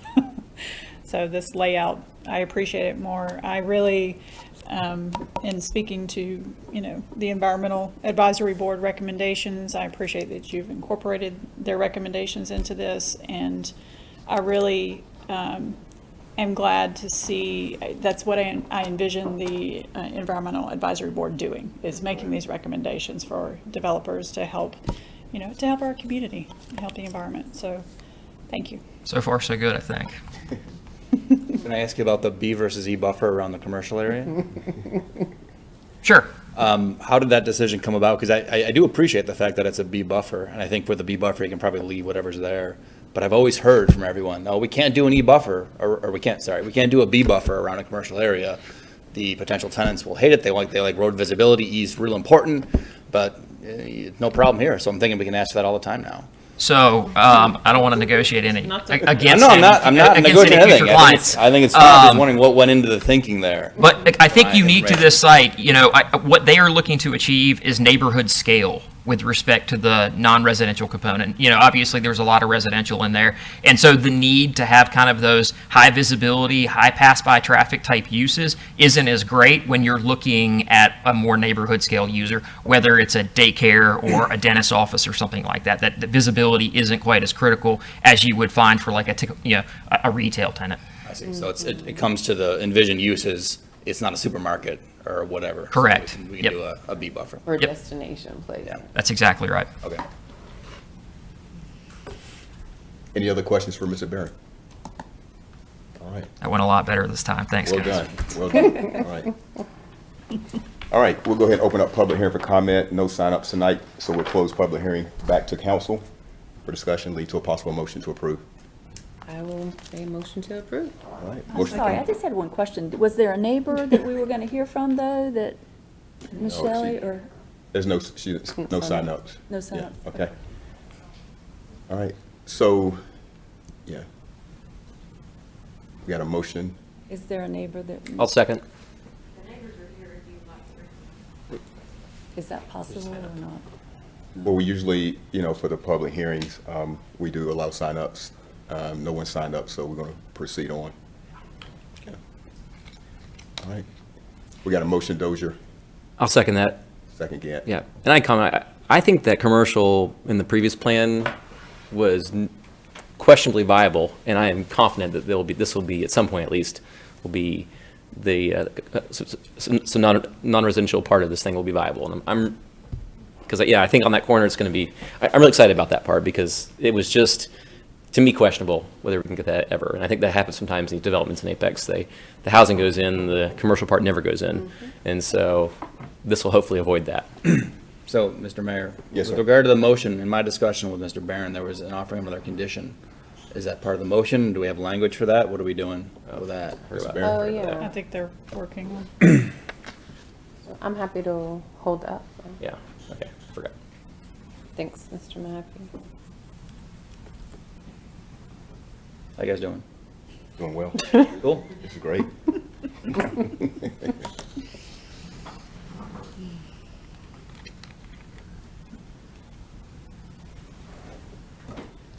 I'm noticing we're finally getting some rain that we needed.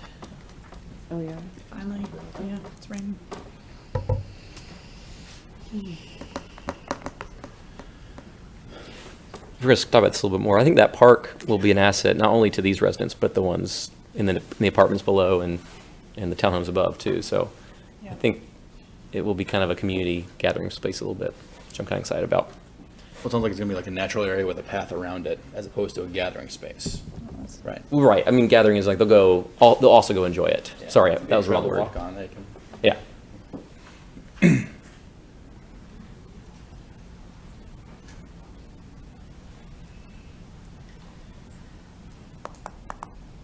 We're almost there. Okay. I was gonna say, if we need a bunch of time, we can move on and come back to it. But if, all right. And Mr. Mayor, just for clarification for the neighbors who are here, what would have been the protocol that you would have preferred so that they would know maybe in the future? Sure. Just get here in appropriate time to sign up on the sign-up sheet for public hearing. That way we keep things going. So we've had some issues with that in the past, so we want to keep everything consistent.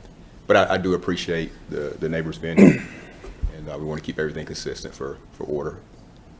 I'm sorry. Thanks.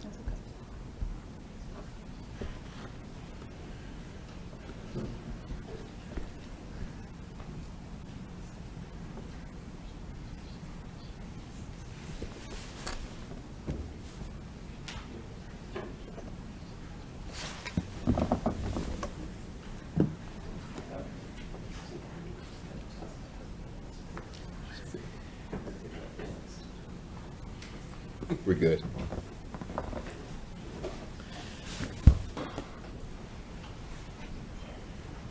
Is everybody okay? Do we need to take a break? Everybody good? Give me 5 minutes, yeah, be great. Okay. Ms. Hoey, are we good to take a break in the middle here? Are we fine for that? Okay, very well. All right, we'll come back at 7:35. That give you enough time? All right.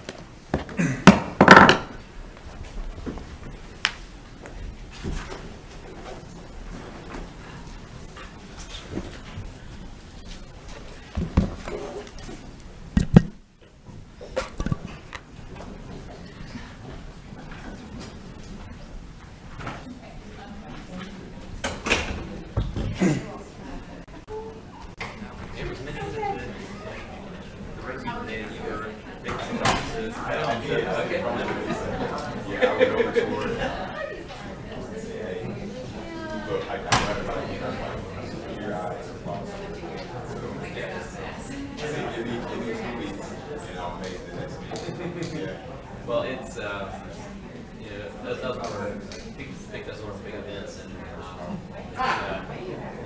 it's, that's why yeah, they're big events.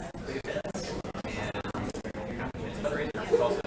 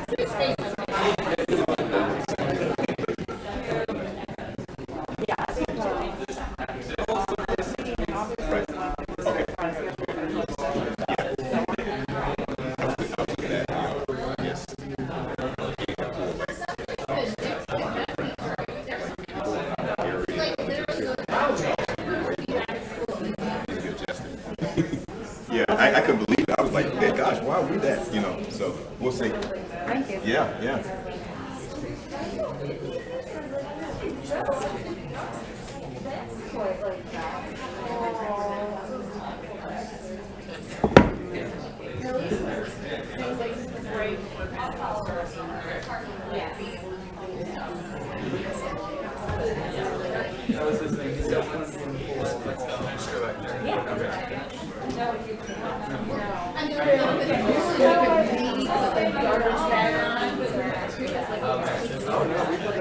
Almost? Okay, there. Want to make sure. Go back in. Yes.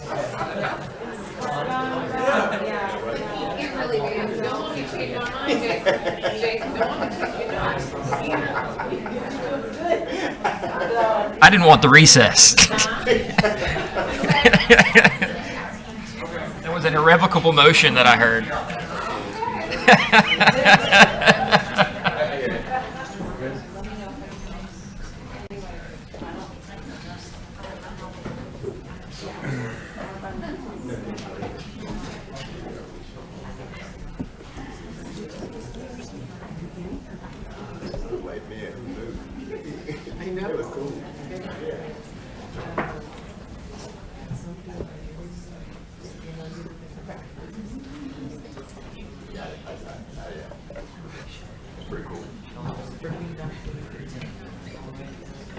Right.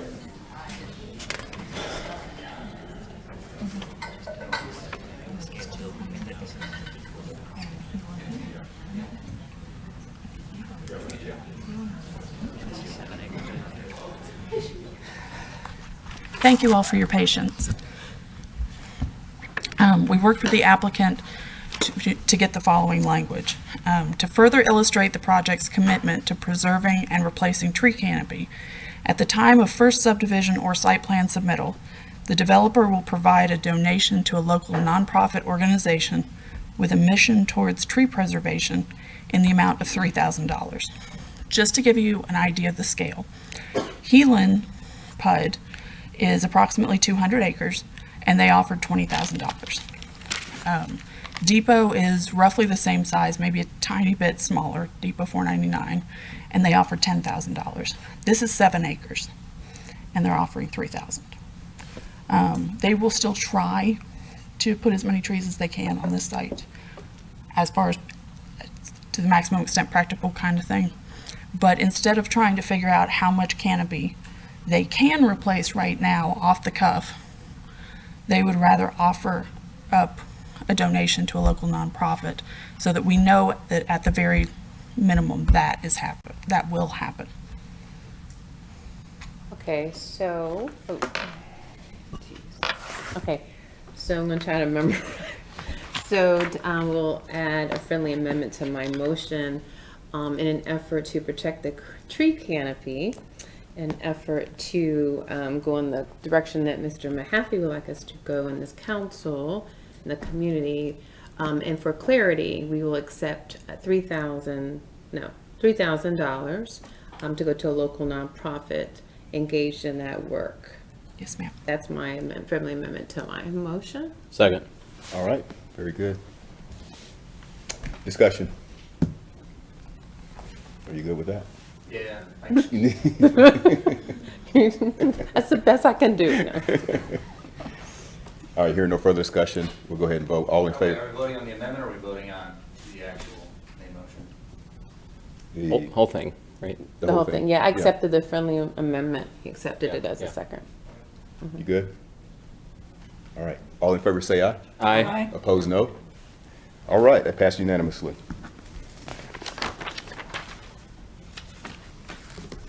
All right, move now to public hearing 4. It's Amanda Bunce, public hearing and possible motion regarding an amendment to the Unified Development Ordinance UDO requested by Tutu School Apex related to the personal service use and storefront locations downtown.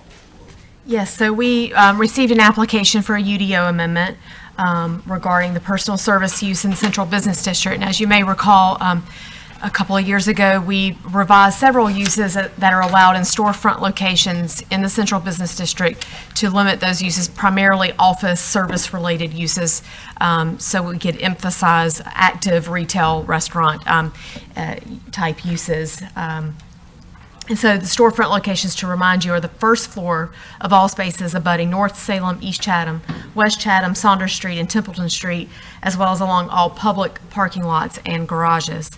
So the proposed change is actually to we have the 3 asterisks, which indicates this storefront restriction on the appropriate uses.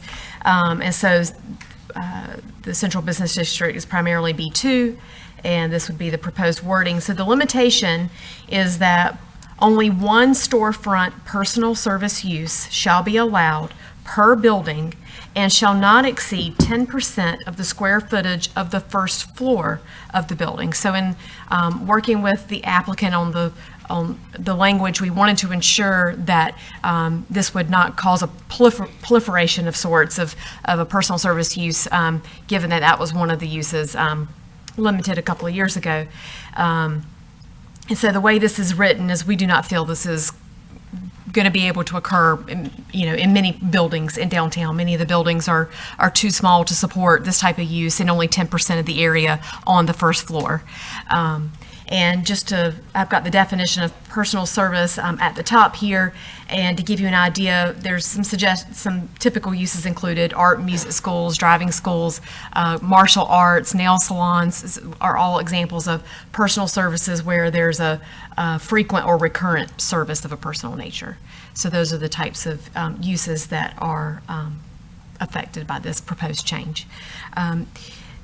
Planning staff does recommend approval of the proposed amendment. The planning board unanimously recommended approval of the amendment as well at their meeting on July 12th, and the applicant is here to speak as well. I have a question. Do you remember why it was limited before? This, among other uses such as office, real estate sales, there were several uses, were limited at the request of the Apex Downtown Business Association. And it was kind of in conjunction with our downtown plan. We wanted to have this goal of active uses that create synergy between one another in the downtown area, and have active storefronts, and limit the types of uses that are typically closing at 5 and that kind of situation. The applicant in this case, when they spoke with us, indicated that their classes are short enough to where parents drop their kid off and then they want to go grab a coffee together or go quick errand or shop, because it's too short of a turnaround to be worth driving home and coming back to pick up their child, and they want to be close by for schools, for the dance school.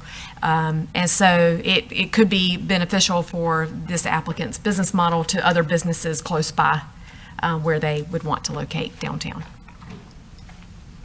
I seem to, it was me and Councilman Jensen who kind of got the first request, and I recall, I think it was in reaction to like the bookstore closing, things are going in that were less retail-y. And so we went through that. There's a big list of things that we kind of debated, and I guess this was one of them that made the cut for first floor at the time. Right. Okay. Any other questions? Again, the applicant is here. Okay. Does the applicant wish to come up?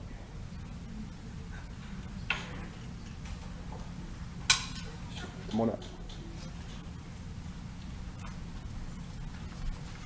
Good evening, Mayor and Council. Thank you so much. My name is Laura O'Brien. I am the applicant. I will be the owner of Tutu School Apex. I am also the owner of Tutu School Raleigh, located in downtown Raleigh. We've been operating for 6+ years.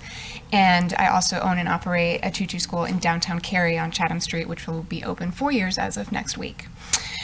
Tutu School is a boutique ballet school. Its niche is for children that are 18 months to 8 years old. We operate in small storefront spaces to create a very boutique and cozy environment for our young, the very young ages that we serve, in order to introduce them to a very enchanting and magical experience of discovering movement and motor skills and music and things like that. We are also a gathering space for children and young families. Often this is their first activity, and sometimes some of them haven't even been going to school yet. So it's their first social experience for not only the children, but also the young parents that bring them. So it is very parent engaged, and because our classes are only 45 minutes in length, our families aren't dropping off and leaving. They are either staying engaged in the class themselves, and then often getting a coffee afterwards, going to an ice cream store afterwards, in Cary going to Bond Brothers Brewery afterwards, or Fresh, or things like that. Doing that while their child is in class, or after, with their children, grabbing dinner and whatnot afterwards. Our average enrollment throughout the year is between 200 and 250 students at a time. Our classes run all year round, which means that those 250 families are coming into our downtown communities in Raleigh and Cary, and to our business on a weekly basis throughout the year. We do operate 7 days a week. We have classes on weekday mornings, middle of the day, and weekday afternoons, and then mornings on Saturdays and Sundays. Afternoons on the weekends are held for birthday parties, play dates for families, again, gathering for parent groups, and sometimes in the evenings we do parent night outs that we'll host in collaboration with our communities when there's a First Friday art walk or something going on at another local business, where we can have the children in our space to have dinner and whatnot while parents get to do stuff like that. Our classes are capped at 10 at a time. Our parties and other events are usually 20 at a time, so it doesn't put added stress on parking or the area, and they come through consistently in 45-minute shifts throughout the day. And then we also do have a retail component as well. Tutu School is a franchise. However, the only 2 locations in North Carolina at the time are operated by myself, and I'm incredibly personally invested in each of those locations, as well as working with our local businesses around us and partnering with them. As I mentioned, parents' night outs when restaurants or galleries are having events. We also work with bakeries in the area to be the providers of the treats and the cupcakes and things we have for our parties and events. We really do want to create complementary working relationships with all of our local businesses that we work with. We really value that. The interest in expanding to Apex has been there for me from the beginning. After we opened our Cary studio, it was not only my personal vision for me to continue to expand this type of introduction to dance and ballet for children further in the community, but it's also come out of demand from a lot of our clients who travel from Apex to our Cary location and are really hoping that we can bring it closer to them as well. So that's a little bit from me, but do you have any questions for me? Thanks, Ms. O'Brien. Could you speak a little bit more about the retail focus? You mentioned about sort of working with other small business owners, but can you speak a little bit more to the retail, or is that the retail of our particular business? So we offer dancewear and ballet slippers as sort of for ease of our families that are enrolled with us. They can buy those things through us. We also sell children's books and stuffed animals and things like that as well. So that is set up in the waiting area at the front of the storefront. Okay. Is that open to the public or just to the people who? No, that is open to the public, yeah. All right. Thank you. Yeah. Any other questions? All right. Hearing none. Thank you so much. Thank you. All right, with that, we'll open up public hearing for comment at this time, and the first speaker tonight is Ms. Alexis Jensen.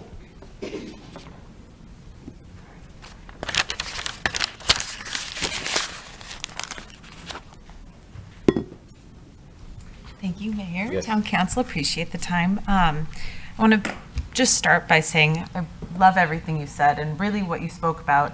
I can feel confidently saying that that really embraces what ADBA is about, and our business association. She was talking about working with other businesses and that collaboration. That's very much what we are interested in. This letter is really speaking to expanding upon that, but also making sure that those businesses are going into spaces that are appropriate to curate a vibrant downtown. So again, my name is Alexis Jensen. I'm the president of the Apex Downtown Business Association. As an organization composed of business owners and entrepreneurs, we know that COVID has dramatically influenced the way we all do business, for the landlords and the building owners as well. We understand the desire for landlord to fill their spaces, and we also understand the desire to fill them with financially stable businesses, such as franchises, offices, service-based businesses. We know that the proper ratios of restaurant, retail, non-retail offices, and service providers are critical in creating and maintaining a thriving downtown district. We request as an organization to maintain the current UDO that was put into place in September 2018. We have seen countless downtown communities dry up when the ratio of retail, storefront retail, shifts too profoundly to office spaces and personal service providers.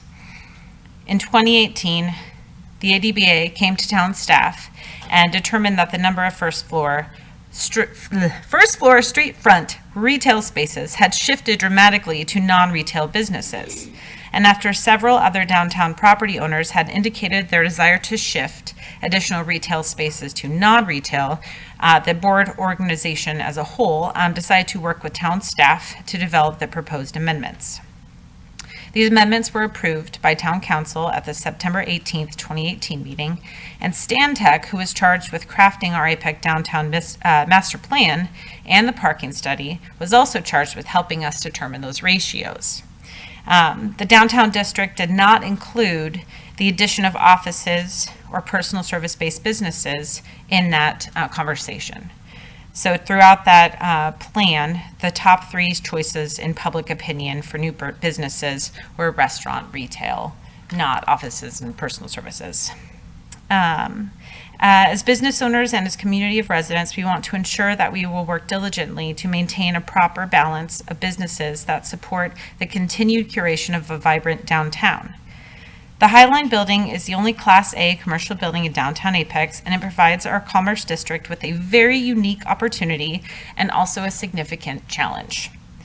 The building is new and the amenities are totally amazing and fabulous, and they're very unique to anything that we have in downtown Apex. The spaces are far larger than anything that our current historic buildings can offer, and the square footage price is appropriate absolutely for the Class A building that it is. It is also significantly higher than any other offerings in our historic downtown district. In general, franchise businesses and service-based providers can far more easily afford to occupy these spaces.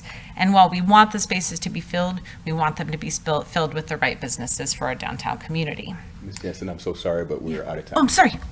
Thank you so much. Thank you very much. All right. Mr. Mayor, wouldn't Alexis get 9 minutes as the president of the ADBA, being an organization? How many minutes do you have set, sir? It's 3, and they have to be present, Mr. Mahaffey, to be here. If they are present, she can get 9 minutes, but if they're not present, it's... All right. Thank you, Mayor. As president? No, we're done. Jack's here. Does that count? Thank you so much. All right. Good to see you, Brett.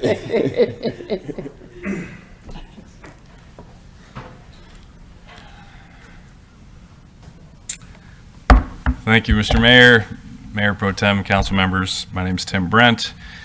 I'm representing Oppoden Investment Company. We are the proud owners and developers of the Highline Building. For some odd reason, we decided that retail and office was a good thing to develop in the middle of COVID, which was and has been a bit of a challenge. However, we are very excited to let all of you know that as of right now, we have a deli breakfast concept that is locally owned under lease agreement. We have a local brewery that is under lease agreement, and we are super close to another really cool restaurant concept that will go on the ground floor of our building. Tutu School was the first retailer that reached out to us, and as you could tell by Laura,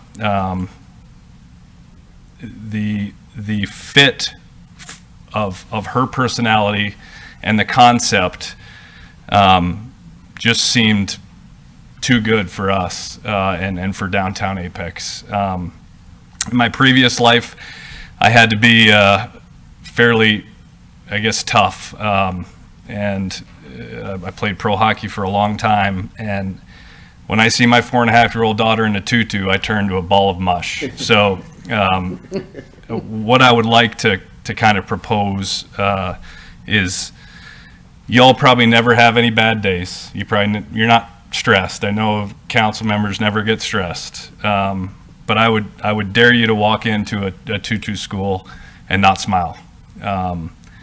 We believe it's going to bring exactly what Ms. Jansen, proposed: vibrancy, families. It's going to put smiles on every Apex resident's face when they're downtown and when they pass the Highline Building. So with that, my hope is that you will approve the UDO amendment, and we can go ahead and sign a lease with the Tutu School. Thank you. Thank you, Mr. Brent. All right, that's the last speaker. We'll close public hearing for this item. It's back to council for discussion. Lead to a possible motion. I have a question. I guess this is for Amanda. This change would apply to the entire downtown business district. Is that correct? That's true. It would apply anywhere this use is limited in storefront locations. Mm-hmm.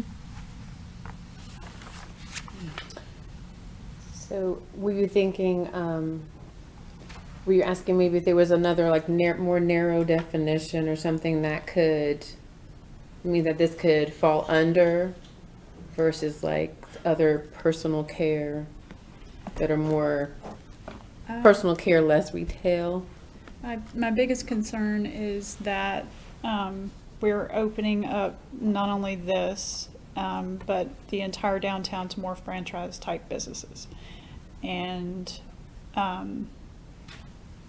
that, in my mind, was not the the idea of the UDO that we passed in 2018, the UDO amendment. So I'm concerned that it's going to take away from that small town feel of the types of businesses that we have. You know, not to say that your business isn't great. I'm just thinking that it might be more appropriate for not the ground level, but more above, which is where these services are allowed anyway, and it fits within the UDO. Are you envisioning like a little tiny section of one of the stores being personal service? Because it's 10% max, so It's a pretty big building. No, I'm saying every other building is tiny. So if you're thinking about spreading, it's going to have to be like a desk in most buildings. I mean, speaking Or to a room. To your initial question, because the UDO amendment limits to 10% of the building square footage, effectively, this is the only building that this is going to go in, maybe the Meal Exchange building. It couldn't go on one of the small buildings in Salem Street because, as Councilmember Gant was saying, because they're, 400 square feet or 300 square feet or whatever, some of the buildings, it can only be like the corner.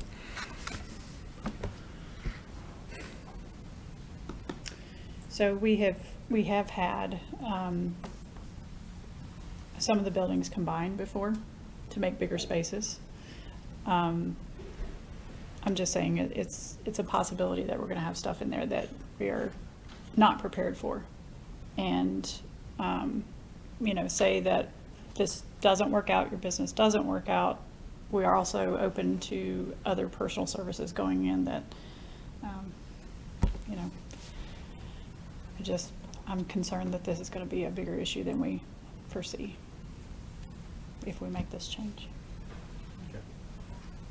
Thank you. I guess one of my questions, I guess would be for Ms. Jensen, is does the letter, does it represent the entire membership of ADBA? So this was composed from. You come Oh, up. I'm You sorry. come up. Yeah.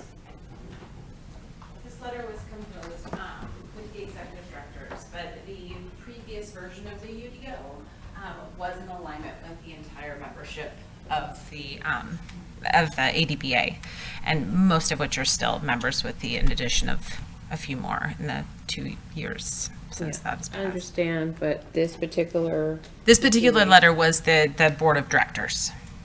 Yeah. So we don't really know what the full membership may feel about this particular situation with the 10% and sort of the caveat of her selling things to the public and all the things that we had the benefit of hearing tonight. Right. Yeah. Okay, thank you for Exactly. that. Yeah, answering that. Anyone else? So my thoughts on this, I guess the history lesson I think about is when the ADBA and staff came to the planning committee, with me and Councilman Jensen, it was like things were on fire a little bit, and it's like we got to act right now, or else our downtown's going to just turn into a bunch of financial people or real estate or things that maybe wouldn't draw people downtown. But what I would say about that discussion, the way I recall it, it was we need to do this right now to kind of make sure things don't go that way. And I never thought that was like the final version we're always going to have necessarily. It was just like, we got to do this right now.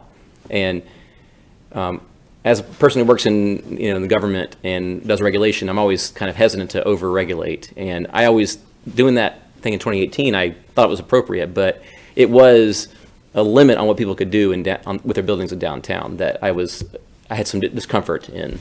And the way I see this is an incremental, a very small incremental relaxation of something that, the example, I'm not sure that will be the exact, I'm not sure if it'll be that business that'll go in or not. I mean, we're allowing anything to go in there like of that category, but, which I think you're right about that. I'm concerned about that all the time. We hear something good and then the reality may be different, but it's incremental. It's only that one use and it's only 10%, which will be very limiting to the scope of the change. So the downtown plan talked a lot about how if we do that downtown plan right, and I think that thing next week is going to be a big step, hopefully, that we take, but the market should take care of itself and make places that are retail and the things we really want, it should happen in theory naturally, and we wouldn't need these regulations as much for this first floor thing. So I would envision a gradual relaxation of these kind of regulations potentially if the naturally occurring mix of things is appropriate, which I think it will be the nicer we make downtown.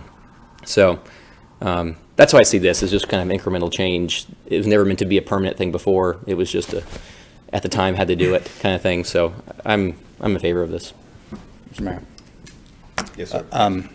So I love the use. I think it's going to be really cute to have a bunch of kids in tutus and their parents going downtown and buying stuff. But I'm the ADBA representative for the council, and after speaking with the business owners and looking at downtown as it is today, I have to be opposed to this for that reason, because I believe we need to work towards getting more retail and restaurants there, and we're not there yet. If we were there all the way, it'd be one thing. I think the other issue that makes me uncomfortable beyond that, and it's kind of a side note, is the way this is done. We mentioned earlier how it's specific to this one building. That kind of bugs me. Like that we're writing a UDO amendment which is hyper-specific to one building. And if we approve this, I mean, how do we say no to someone who wants to put a personal service and another UDO amendment in another building that they're just not quite the 10% requirement?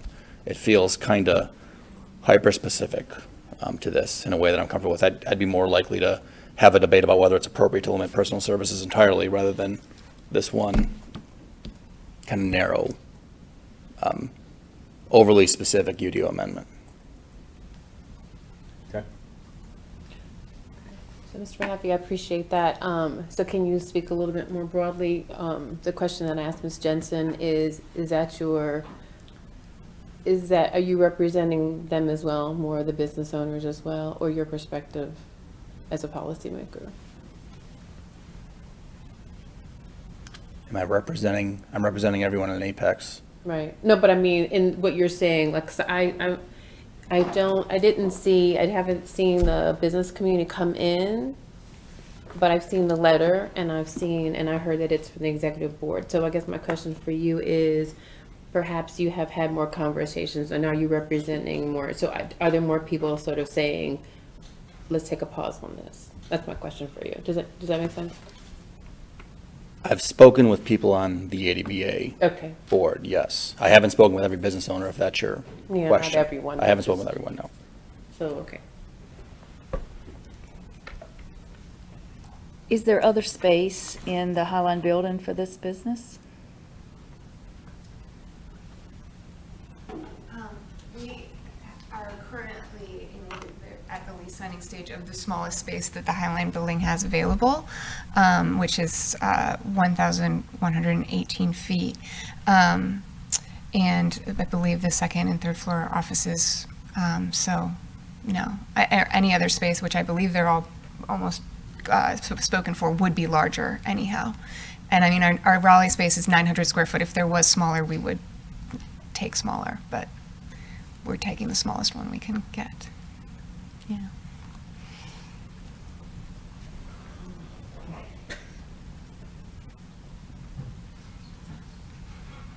For what's worth, I was a little curious about personal service uses in our neighboring communities, and obviously they're in Cary.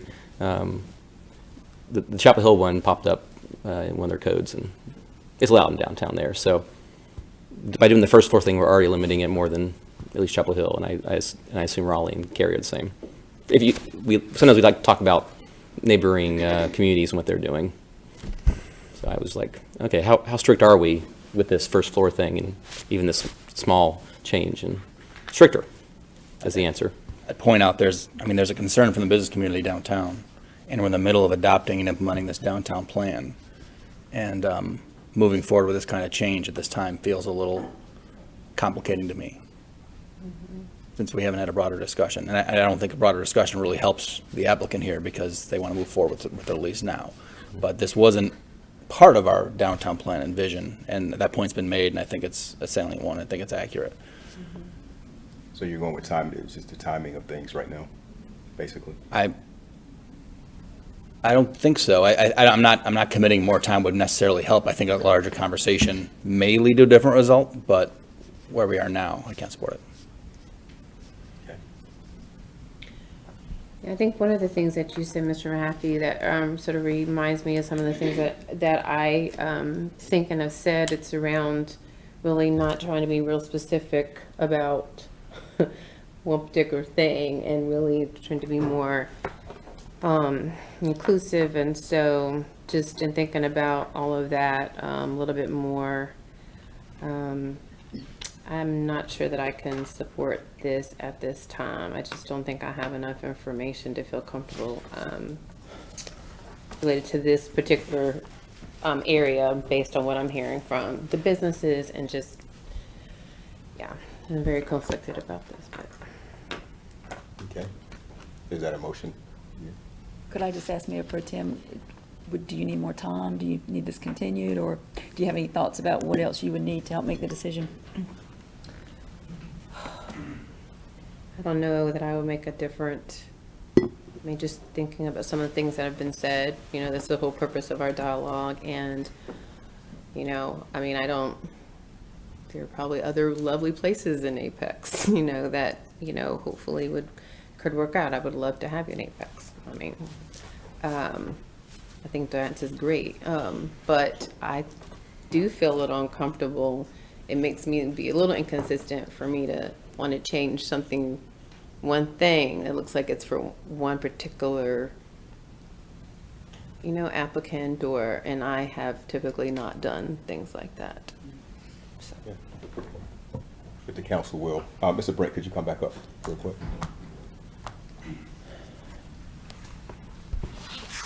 I would just like to let the council know that we have turned several tenants away, and we did that to be good neighbors.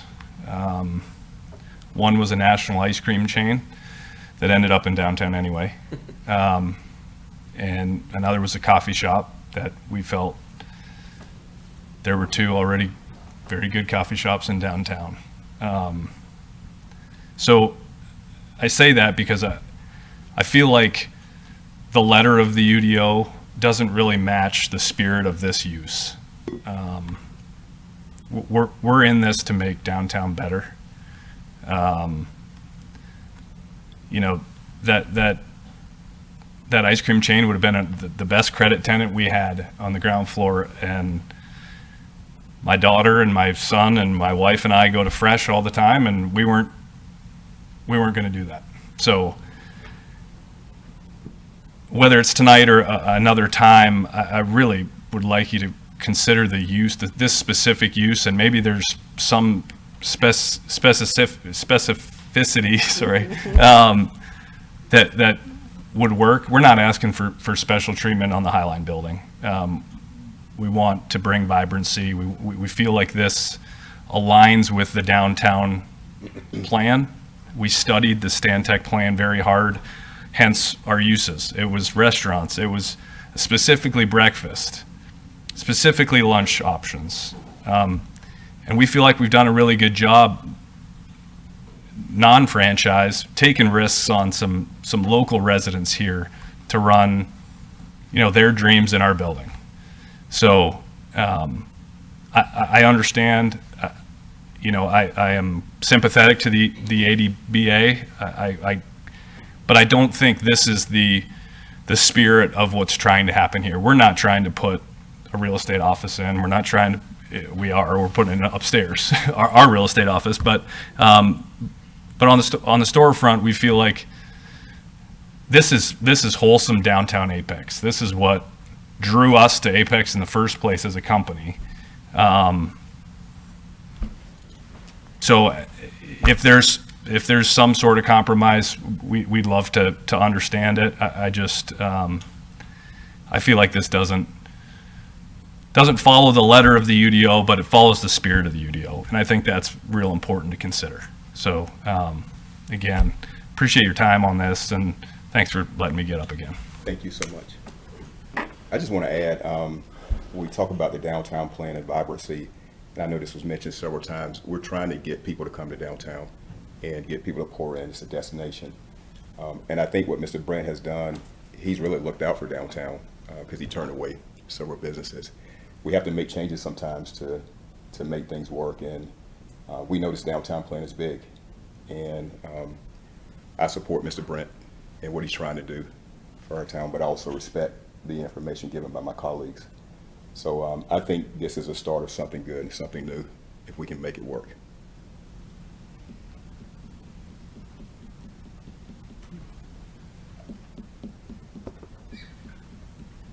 Just like to ask staff, is there any compromise that we're missing based on this conversation?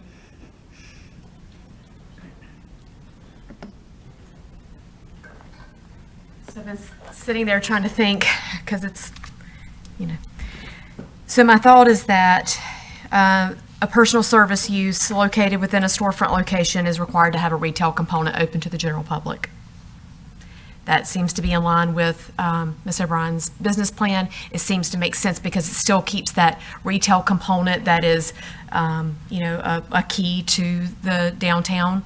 And so the wording here would be one storefront personal service use. Okay, it would be, I assume it'd be a second sentence, or the first one would be, and shall include a retail component that is open to the general public.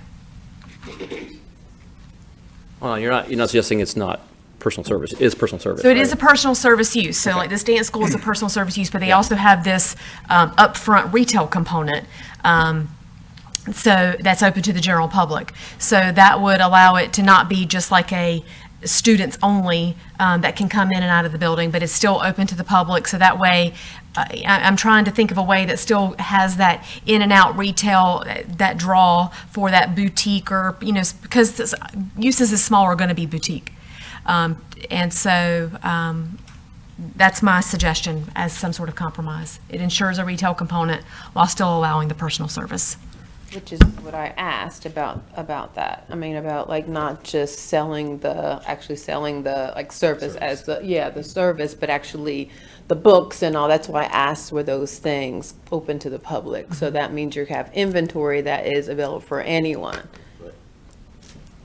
Okay, I'm personally skeptical about this change because somebody could just put up a shelf of something they're going to sell, and then they're going to do the use they want to do, and it's retail, but it'd be more like that. Well, the planning director can determine what the use is, right? Right. I think, like I said, carry inventory, not just have like the book about Apex and have 5 of them. Yeah. And That's what I'm worried about. JC That's what I'm worried Simon. about, So my suggestion is that if maybe it's time to take a breath, let us work on thinking about this language. If the concern is how much retail, that it's not just enough that you have a shelf space and it's, this much area in their 1,000 square foot space. If that's not enough, then, deciding what's reasonable and appropriate is maybe not something that we can all come up with off the top of our head during the meeting. Okay. So- Before we do that, can I ask, can you speak to how the planning director or yourself or whoever would determine the use of a space like that, which has a significant retail component, but also has a personal service aspect to it? How do you decide that, what's the tipping point where this is retail now? Well, I mean, Maybe she can. No, you don't? No, but I think that could be part of what they come back with, right? Yeah. They can come back with that, like more specificity. Oh, no, I do this all the time. So, so we get a business plan, and if the business plan isn't clear enough, we have a meeting, and so I met with Laura, and we discussed what her current businesses do in Raleigh and Cary. I researched their businesses on the internet. I looked at videos of her business in action, which she doesn't even know I did this. And so we determine what's the closest use, and then I go to the planning text and I say, what use that's similar to this already here in Apex, what did we call it? We called it personal service. So that's where we came up with personal service. It's the same as other businesses that have been classified as personal service here in Apex. And in particular, the provision of instructional services, that's where dance schools fall into this category. So. Well, I'm okay with taking a pause for staff to come back with something. I think the ADBA should be part of that conversation, and I can consult with them about this change. Sure, absolutely. All right, so then what are we doing? Continuing it until No. It would have to at least be the August 24th meeting, if not the first meeting in September. I mean, I'm not sure of the turnaround time, how we're going to be able to arrange a meeting with ADBA and work on language, but it's possible. It's possible that we could do that by the 24th meeting. I think if we're talking that far out, then we have to wonder about the applicant and their business plan and leasing space. We can't, does that even work? Like a decision a month and a half from now? I mean, I can't speak for Laura, but, we've been talking since October, so, she, kind of understanding retailers in general, she probably needs a decision sooner than that, just so she can move on with her business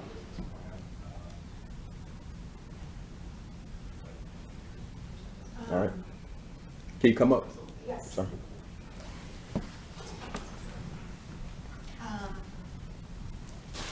I am willing to be flexible. I've been researching and looking for a space for this business in Apex for 2.5 years.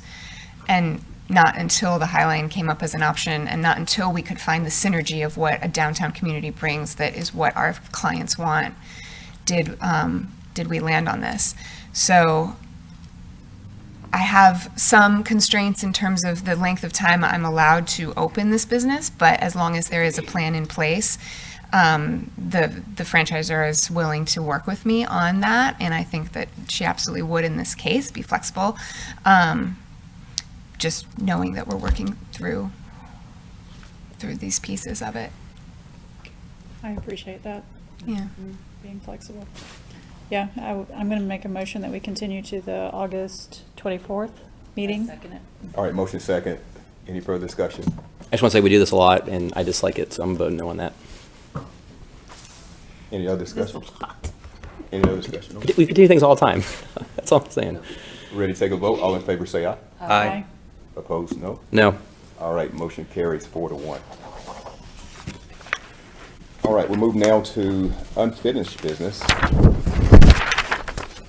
Rezoning application 21CZ05 Friendship Storage has been withdrawn by the applicant. Is Lauren Stoudemire here? No. Okay. This one's quick, so Lauren Okay. did come. This rezoning was actually withdrawn by the applicant, and so there's no action needed All right, on no the action site. needed. Thank you so much. You're welcome. All right, move now to unfinished business 2. Unfinished business item to consider a possible motion regarding an amendment to the thoroughfare collector street plan map in the vicinity of Green Level West Road. Shannon Cox. Yes, and I will just briefly summarize this for you. You had the public hearing at your June 22nd town council meeting. It's an unfinished business item because it's related to the next item on your agenda, the rezoning case for 21CZ04 Williams Farm PUD. For consistency with the PUD, we are proposing an amendment to the thoroughfare and collector street plan map. It's just the removal of a local connector, which is similar to a residential street. This was reviewed by the typical departments that review our thoroughfare and collector street plan map amendments, including Public Works and Transportation, Police, Fire, Current Planning, and Parks, Rec, Cultural Resources. There were no concerns. We also reviewed it with Town of Cary, since this is the boundary with our jurisdiction, and this would remove a future street. Just Sorry. pull it hard. Yeah, sorry, Shannon. It's fine. I struggled with that door. There you go. I'll be mincing. They were not concerned about removing it from the plan at this time. You'll see with the PUD that they're proposing an access to Green Level West Road further to the west. This would also minimize environmental impacts. It was supported by the planning board, unanimously recommended for approval, and there were no comments during the public hearing. Okay. Thank you so much. Any questions? Ms. Cox? Is there a motion? Well, hold on, are we vote on this before the next one? You'll want to Yeah. hear the next. Here, Yeah, that's right, yeah. that's right, my fault. Okay, perfect. All right. Ms. Mayo. The next item is the Williams PUD, the Williams Farm PUD that you heard last month. The request was to continue the vote until the school system had a chance to vote on whether or not to enter into a contract to purchase the school site that Mr. Zumwalt and Mr. Anderson had worked very hard to help them find. I can confirm that as of the 20th, the school system did vote to enter into that contract. They are anticipating trying to close by the end of the year. The property owners signed the contract about a month ago, so they're still working on trying to find an additional site for another school within Northwest Apex, because we need more than one elementary school right now. But the school system is working on purchasing that property and doing their due diligence work at the moment. As we discussed last time, this is a 61-acre parcel. It is encumbered with a number of streams and existing ponds and is fairly heavily forested. The applicant has agreed to all of the conditions that the Environmental Advisory Board proposed, and they actually proposed those in advance of the board. They are meeting all of the land use map requirements and going above and beyond that to help to work to preserve the existing a minimum of 3 of the 4 very large oaks, the largest of which is 56 inches in diameter. That comes up to here on me, if I was going to lie sideways. I just had that thought the other day, and I was amazed at how big that oak tree would be. I was just blown away. In addition, they're preserving almost all, if not more than, the existing stone wall that's out there on site. We were all really sad to find out that this house burned a couple years ago, but they're preserving a lot of the historic characteristics that go along with it. Planning board recommended approval, staff recommends approval.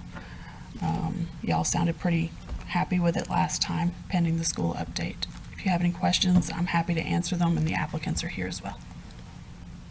I'm sorry, I'm having trouble pulling it up on my iPad here. Can you all refresh me on the school impact letter? Yes, ma'am. The impact letter said that there would be problems with... Grade school and high school, I think. Yes, thank you. But not middle school, is that right? Was it elementary and high? Yeah, that's what I recall. It is. Elementary, actually, it's elementary and middle schools within the current area don't have sufficient capacity. The high school is good to go because of the recent opening up on Green Level in Roberts. And so the property that the school system is possibly under contract for, that's just big enough for an elementary school? Or do we To the know? best of my knowledge, I have not seen a fit test of any kind. I know that they've performed one, but I don't know precisely how much they anticipate being able to fit on that site. It I'll is get just that for an information. elementary school. Both the sites they're pursuing right now for elementary schools. So they're 2 separate sites? They are 2 separate sites. So that means we still have some middle school capacity issues. And we are working with the school system to try to find additional locations for those as well. Staff has been working with them fairly consistently for the last year or so, as well as suggesting to all of our rezoning applicants that they, at the very least, add the use for school onto their rezonings to make sure that that's an opportunity and that we're not accidentally taking that opportunity away from the school without forethought. And then we've also been recommending that where rezonings have the option and have the available excess land, that they approach the school to see if they would be interested in purchasing the land. So we've had a number of conversations with them regarding that.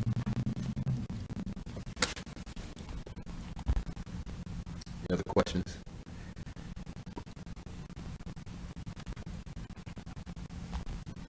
Thank you. Discussion.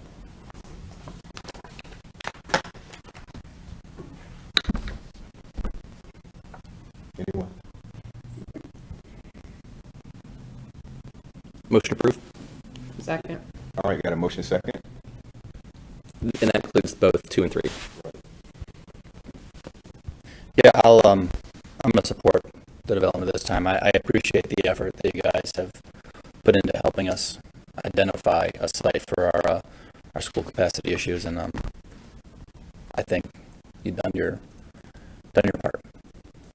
Yeah, I appreciate you going above and beyond on that, outside of what you had to do with the UDO and all the extras that you put there to preserve trees and so on, the Affordable Housing Fund, and going above and beyond that for the school issue. I genuinely appreciate that.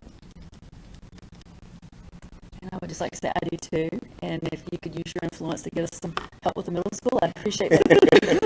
Because you have stepped up, you really have, with your networking and your conversations, and I appreciate that. Thank you, Ms. Mayo. Thank you for your work too. I'm glad to hear we got yet another elementary school coming. So, very good. Perhaps 2 more. All right, we'll go ahead and take a vote. All in favor, say aye. Aye. Opposed, no. All right, passed unanimously. All right, thank you. All right, new business 1. It's Colleen Race.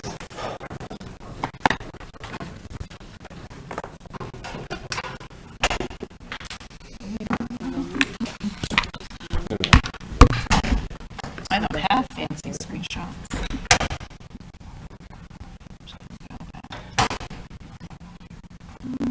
Yeah, I'll just go back to the public participation screen so people don't think I'm talking about. So, hello, good evening. This has been fun. So I'm here actually for fun. I have a very great job getting to stand in front of you guys and talk about fun events and parties and great things that are going to come and be in Apex. So really appreciate. I don't have the difficult job that planning sometimes does, of coming up here and talk about some difficult decisions that y'all get to make.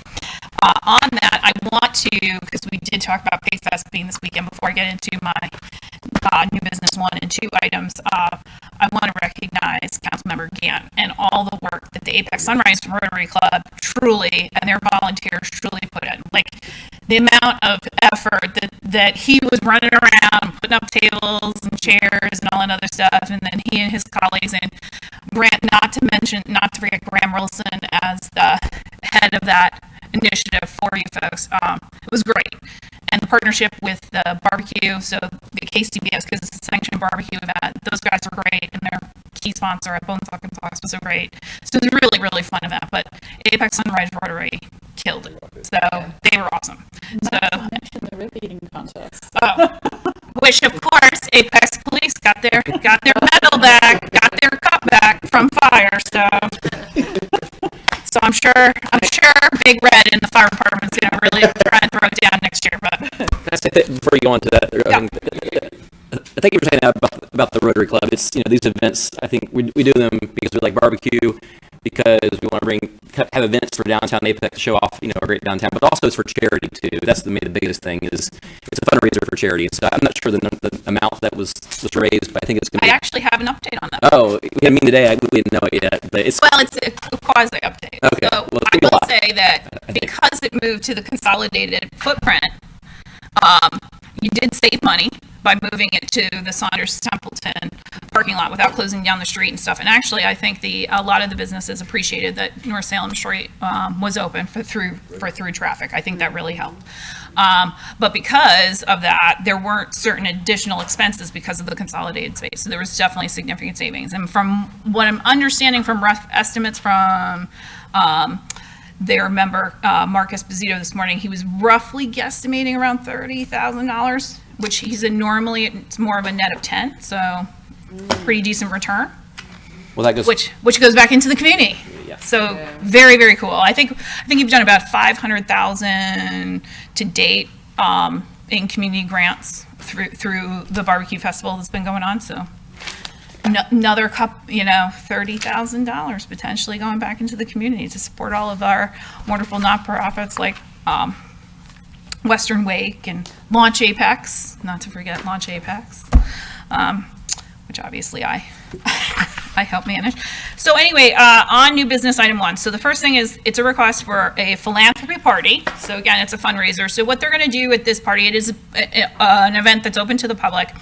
So this is a group of people called 100 people who give. So they have several chapters. So it's their Raleigh chapter, the Chapel Hill and Durham chapters, which they obviously have a presence in Apex. They want to do it in Apex. And then it's also 100, so it's 100 women who give a damn and 100 men who care or something like that. So anyway, that's their little like moniker names. Anyway, at the event, they will have presentations done by local Apex not-for-profits who will make a 5-minute presentation, and they'll vote and they'll decide who wins, and they'll give away some money at the event. But it's also a celebration. So this is their 5-year anniversary. So it's a party. So they're calling a philanthro party. There'll be food trucks.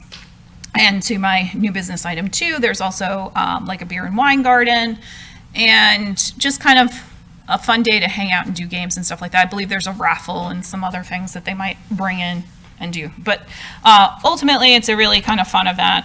It'll be 3 to 6 at the depot patio and parking lot. So it really only closes that thing, which is one of the reasons that the cost for this event is down to $400.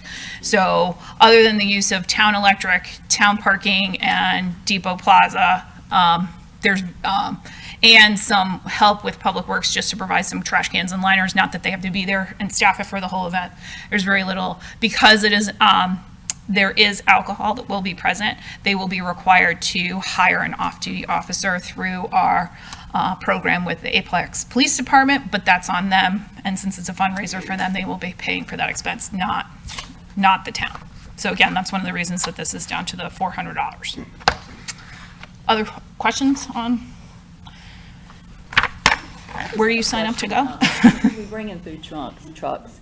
How does that impact our restaurants and our other eateries downtown? I mean, is that complement, or does it feel like it creates challenges? Or?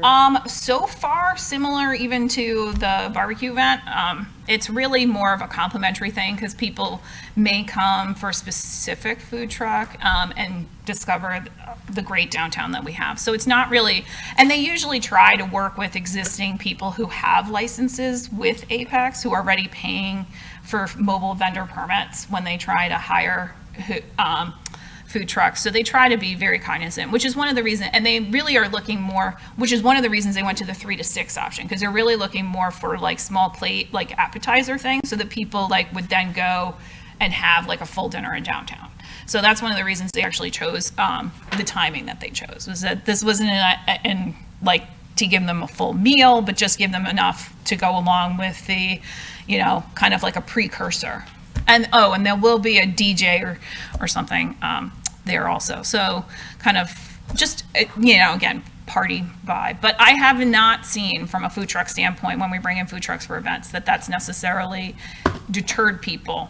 I mean, if the numbers for people eating at Scratch, Provincial, and Salem Street Pub during a huge barbecue festival is offering plates for $15, I can't imagine that having a smaller event with like 1 or 2 food trucks would really hinder the ability of our downtown restaurants to sort of shine on their coattails. And that includes the fact that Pig Fest also had a local fresh came and was the ice cream vendor. They had a pizza person and a hot dog person, and still they managed to probably do better sales, record sales at this year's event than they've ever done. So not a deterrent that I've seen yet. I mean, we may get to that point, but not yet. And do you try to integrate with the retail businesses with advertising and just communication and so forth? Which is one of the reasons they specifically chose downtown, because they wanted to be able to like encourage people to go out and do other things. But yeah, that's part of absolutely. Good, thanks. Okay. Is that it, Ms. Maurice? That's it for that, for number 1. Motion approved. Second. Motion second, discussion. All in favor, say aye. Aye. Opposed, no. Passed unanimously. New business 2. So in conjunction with that is obviously the ordinance that temporarily modifies to allow for the sale of alcohol on town property. I had to do a switch out with earlier for this updated ordinance that Chris provided to me yesterday. So this is just a quick change. The original ordinance really kind of was more limited to the parking lot, but it's the whole property. So it's really just a slight modification on the one that you saw earlier, but to cover the whole space. Because really, when they create their beer garden, it'll be the whole patio plaza area into the parking lot.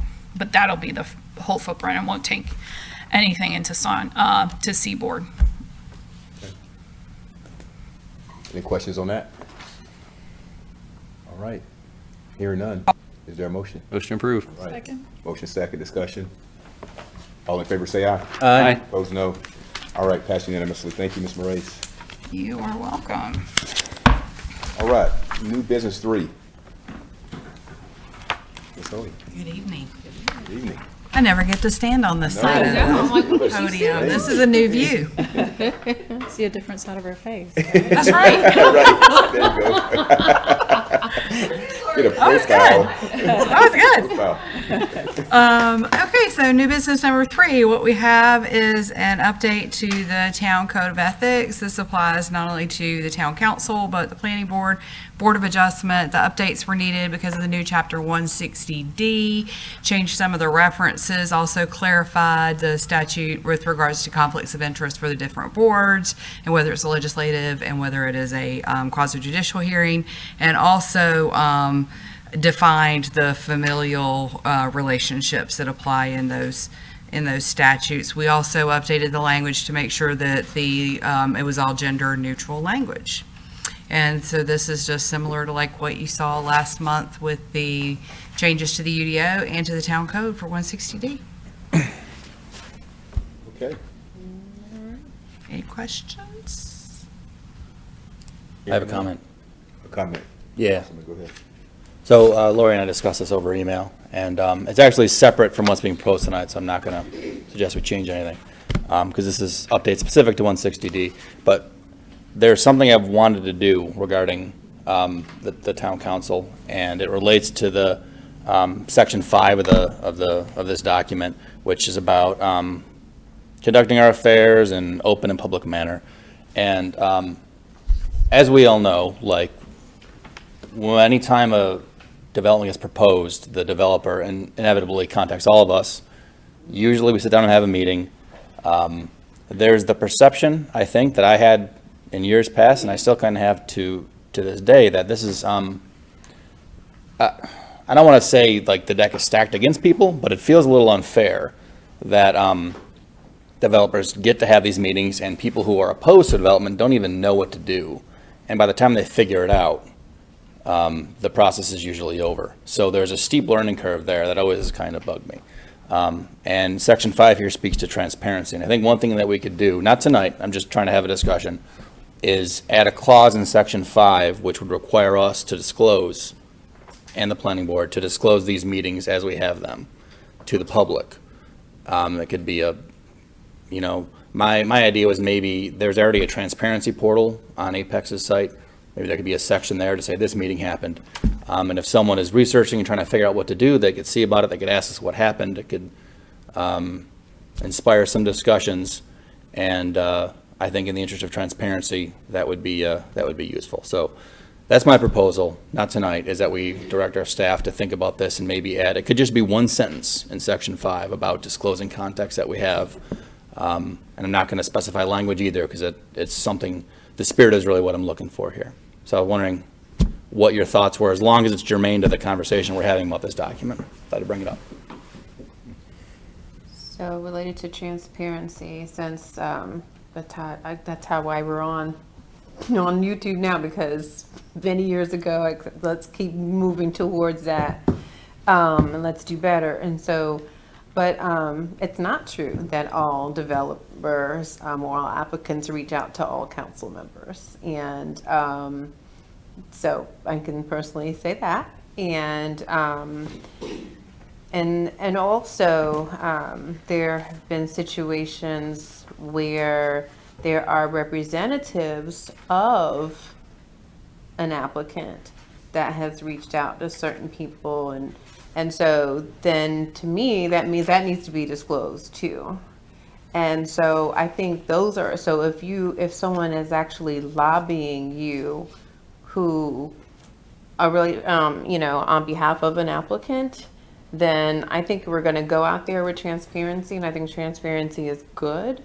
Then you go all the way out there and show all the different people that have engaged you related to a project. And I So think, if we're going out there, we need to go. And so, you know, but I just think that it's really important to do the other thing you talked about is really important for us to do all we can for people to understand about how they get, you know, at least how they get heard and how some of their suggestions get properly embedded. And it's not just people who have more experience or more connections or more access to people because they're used to coming to these kinds of things and more comfort. We should be thinking about that, I think, in a holistic way. and I think actually you make a very good point in reference to my comment. I didn't think about that. The Yeah. fact that I thought that they talked to everybody is also an interesting piece of information sometimes. When I'm assuming they're meeting with everyone, maybe they just met with me. So it's also disclosure to each other as to what happened and what's going on. And there should be really no secrets here about who talks to who and when they talk to them. And my hope is that if I, you know, and to be clear to anyone listening or watching this later, I'm not suggesting that it's in any way inappropriate for someone to lobby for their project. I'm just saying that people should know that. They should have an opportunity to ask me what I was told, and I should tell them. And I think that should be part of the process. So thank you for your insight there. I agree that, you know, it is an interesting case if we're hearing different things. Well, and I also want to make sure that you shouldn't have so much conversation until you've had a meeting before the meeting. Like you need to, right, unless something is really egregious, you need to really be able to have enough conversation, but then be open to your colleagues to, you know, that's another thing too. And some people sometimes are looking for you to tell them what you were going to do in a situation. So I think we should be. For what it's worth, I've consistently gave them my number one piece of advice is to talk to everybody else in the council. Every single time I've heard of your experiences, and I've advised them strongly to not neglect anybody, for what it's worth. Yeah, I mean, and sometimes everyone doesn't have the same availability, but there are instances where, you know, if you can do math and you count to 3, then why do you count to 4 and 5? You know, some people don't want to do that. So my thought is we'd have a webpage, and as they happen, we could say, we had a meeting at this date, this time, this is what we talked about. And then if something is late breaking, we could talk about it at the board table at the time, say, you know, just so you know, maybe the mayor could ask everyone, hey, has there been any additional communication that we know about needs to be disclosed and consistent with our ethics policy or whatever happens, is my thought. To me, your discussion is not germane to, nothing would go in this though, because this is much more broad than a prescriptive thing about where we disclose and how we disclose things. It's more be transparent. So it'd be like, we probably have rules about like just general guidance for the council. That would be where that would fall into, right? Is that what you're suggesting? Not editing this further. That's correct. Well, it would. I think there would be one sentence here that would make a policy that we would do disclosure, and then it would be on our staff to implement that somehow, like any other policy we make. And the way it's implemented may be send an email to this person, and then they'll update a webpage. So this certainly wouldn't contain details about what exactly is done. This would just be the idea of, you know, some language about disclosure of communication. All right, sounds good. I would recommend that a second sentence be added just for clarity's sake, and so that the public is well informed that any of these meetings or disclosures that might be made as part of a transparency portal or at the council meeting would not be grounds for recusal of any particular council member. The state statutes set out the grounds for recusal, and so simply having a meeting with an interested party is not grounds for recusing a council member. Good. So I would ask that also be included. Yeah, and I don't want to be too prescriptive. I just kind of, I trust you to feel free to add whatever needs to be added. Is there a motion? Can I just say one more thing, and this is sort of semi-related. Is there more we can do to just help residents to be more informed? You know, we often, or I do say, go to the neighborhood meeting, because I feel like in the past few months, we have encouraged that, and some good things have come from that, with neighbors really getting down to develop and talking and partnering and really coming up with some good conditions. I'd like to see more of that, but is there more we can do or staff can do to help educate, facilitate that? I will say in my experience over the years, communication is a two-way street. So you have to have willing participants on both sides. And sometimes folks are not as engaged in the process as maybe they should be until later on. And I don't have any tricks or methods that I think can reach out to those people earlier in the process to get them involved earlier, but that's just kind of the nature of the beast a little bit. Maybe, administration, management, communications department might have some better thoughts on that, but that's been my experience over the years. It's unfortunate, but it's often true. And I'd like to add, I mean, at times in the past, I've proposed or talked about or kind of thrown out there the idea of refining our posting and notification requirements that I think would speak to that a little bit. Sometimes we see the case where I forget how many feet it is now, 250 or 300 or something. You have to mail a letter to everyone. It's often not particularly, there's sign placement issues. Where do you got to put signs? Some stuff like that, which are in our code today, but I don't think we've actually, none of those have gotten through to the council meeting. Changed some yet. things, though. Hmm? We changed several things, though, in the last few years. Our current UDO exceeds the state standards or state requirements for notification of neighboring properties. And at some point it becomes, a logistical and a financial burden the further you widen the net trying to reach people. Yeah, that's kind of But it isn't, it does, there's always going to be somebody who feels like that they should have been notified that was not. But we did make that Facebook group, remember, to try to get more online presence for Yeah, and I did try to do that. It was like you're doing, like it was another project, it was maybe, 2015 or something, and so there was an applicant who happened to be here, it's like, well, I'm gonna stand up here and talk against that, and so, it was just saying that 300 feet, is more than the government, but don't we want to do better than that level of government? So, but I don't think if people find out about things different ways, which is harder because there's no newspaper covering us anymore. It was when I first was on the council, so no one's going to say you can't come in here, right? Or you can't speak, and so it would just encourage people to attend a neighborhood meeting. Right. Yeah, that has been my response to people that have emailed me ahead of anything else. Like they find out about it. Oh, I don't like this. Okay. Have you talked to the developer? Have you talked to the people to let them know what your concerns are? Because if you don't let them know, that either you're adamantly against it or you want these things fixed before you would say you might be against it. Or you're for it, and right, yeah. So, and I think in this moment, I think that was my last comment, but in this moment with all the hybrid of ways we're meeting now, people can do whatever they need to be doing. They could be caregiving and all, and engaging on teams. And maybe we should encourage the applicant, if we can, to continue with this hybrid where people can engage in some way if they can't. Didn't we? We just made it legal for them to do that. Just made it legal, okay. No, but I'm saying thank you, but to encourage it, as we go through this pandemic we just should continue to do that, not just during times of crisis and public health emergencies, just continue to do that. You mean virtual neighborhood meetings? Yeah, just continue to have something to people who have disabilities or nursing mothers or whatever it is, someone who works in the evenings and maybe they want to work and listen. And that's how they're engaging, more instead of less. And I think the development community would be in favor of that because then they don't have to rent a place, right? I think that'll be a popular option, right? Because then it can. Well, yeah, I don't know if I'm saying both and. Oh, okay.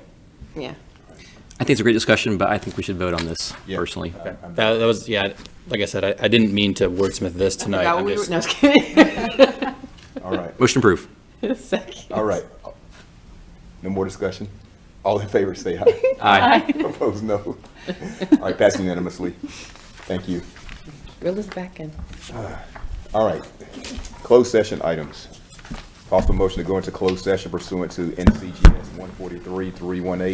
143-318-A5 to give staff direction concerning the town's negotiate position to acquire real property. Ashley, before we go there, I'm sorry. Oh, I'm sorry. Skip. That's right. That I'm is, gonna skip. And it's all Yes. look, and it's all in all caps. No, and she sent me a text message too. I was ready to roll. I had 9 o'clock set, but and I'm we supposed to couldn't be close helping it. you. And I'm All right, sorry. updates by. Manager Crosby, it's on you. Good evening. I'll go fast because I know we have a couple items in the closed session. First of all, I just want to say I am so excited to be a part of this team. I have spent I can't believe it's 3 weeks. We were just talking about how quickly that went, but I've spent the last few weeks visiting departments, and just overwhelmingly, the employees are happy to work for the town of Apex, and they talk about how good they feel about how Apex treats the employees, and so that's really exciting, and it feels really good to join a team that feels really good about their workplace and where they work. So I hope to be able to continue that. I've learned a lot from the departments. I'm scheduled to do a 12-hour shift next Friday with the fire department, so I'm looking forward to that. I've done that before, and I've done it overnight where I was waking up every 45 minutes. They said I'm not going to have that experience. But yeah, it was like all night long, so I'm happy I'm not going to have that experience. But just wanted to provide a couple updates to you about things that are going on. In light of the conversation about staff, we have a new housing program manager that started last week, I believe. Started last week, working remotely, but will be here with us next month. So we're looking forward to CJ Valenzuela joining us in person next month. And then we also have a housing specialist who is a fellow, Noor Sandhu, who is getting ready to join us next week. Is that correct? Next week. So looking forward to Noor joining the team. And then our new chief of police starts on Monday. So Jason will be joining us on Monday. So looking forward to him joining the team. Jason and I will be out in the community probably sometime towards the end of August or September. Sean is working on getting those meetings scheduled. So we're looking forward to visiting community members and introducing ourselves and visiting the neighborhood. So be on the lookout for those dates.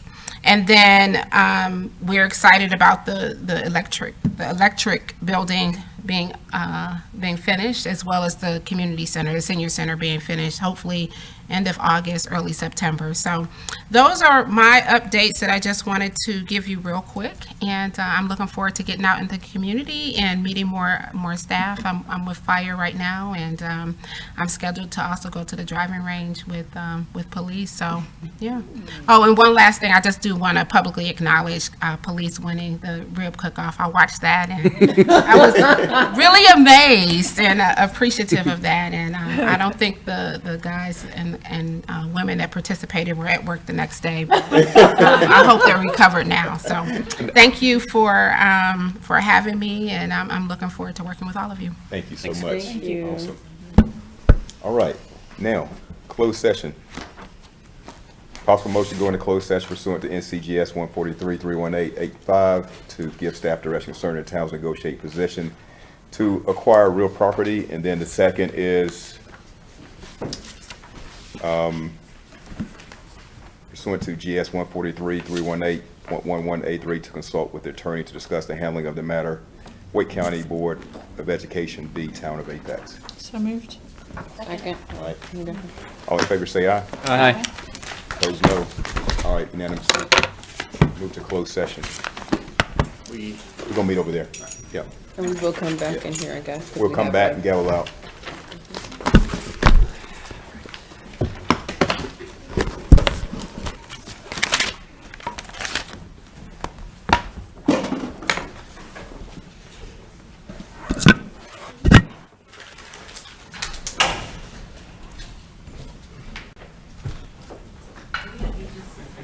Yes, sir. Uh-huh. Yep. I think amazing and kind of grossed out maybe is the other adjective that contest. Yeah, that. I had a bad experience last year. I did it. Extremely bad experience. Yeah. I remember You were that. there, weren't you? Yeah. Yes, I got there at the end of, like. That was green. Yeah. Well, yeah, your family told me about what happened before I even saw you. Your significant other. Yes, I heard before I even saw him.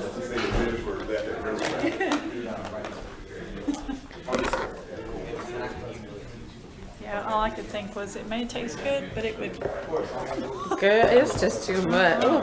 How long do they give? Because I've never seen. I forget, it's really I forget, I've got some photos of them and stuff too. The last time I saw it was really funny. It was like whoever won, I forget which one. I guess maybe it was Fire, could have been the last. So they tried to be funny. They moved over to the chair with the police and finished there. That was so funny. Isn't that hilarious? There, yes.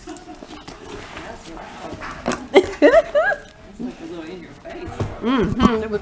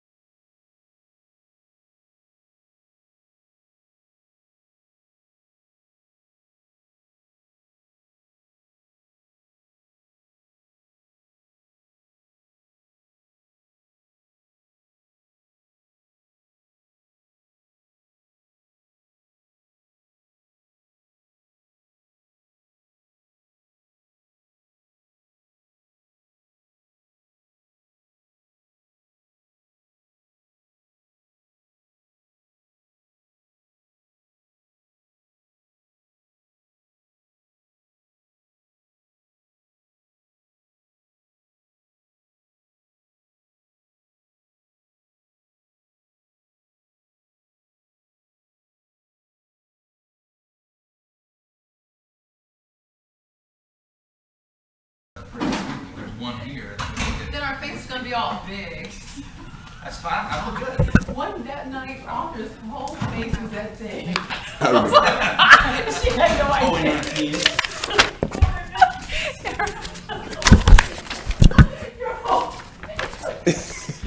All right. Any other business? All right. Hearing none, meeting is adjourned. Closed session? No? Do you need a motion? Come on, closed session? Do you want to come out of closed session? We need to do that. Make a motion to come out of closed session. All right. Is there a second? All right. Discussion. All in favor say aye. Opposed, no. All right. Passed unanimously. Meeting's adjourned. Thank you.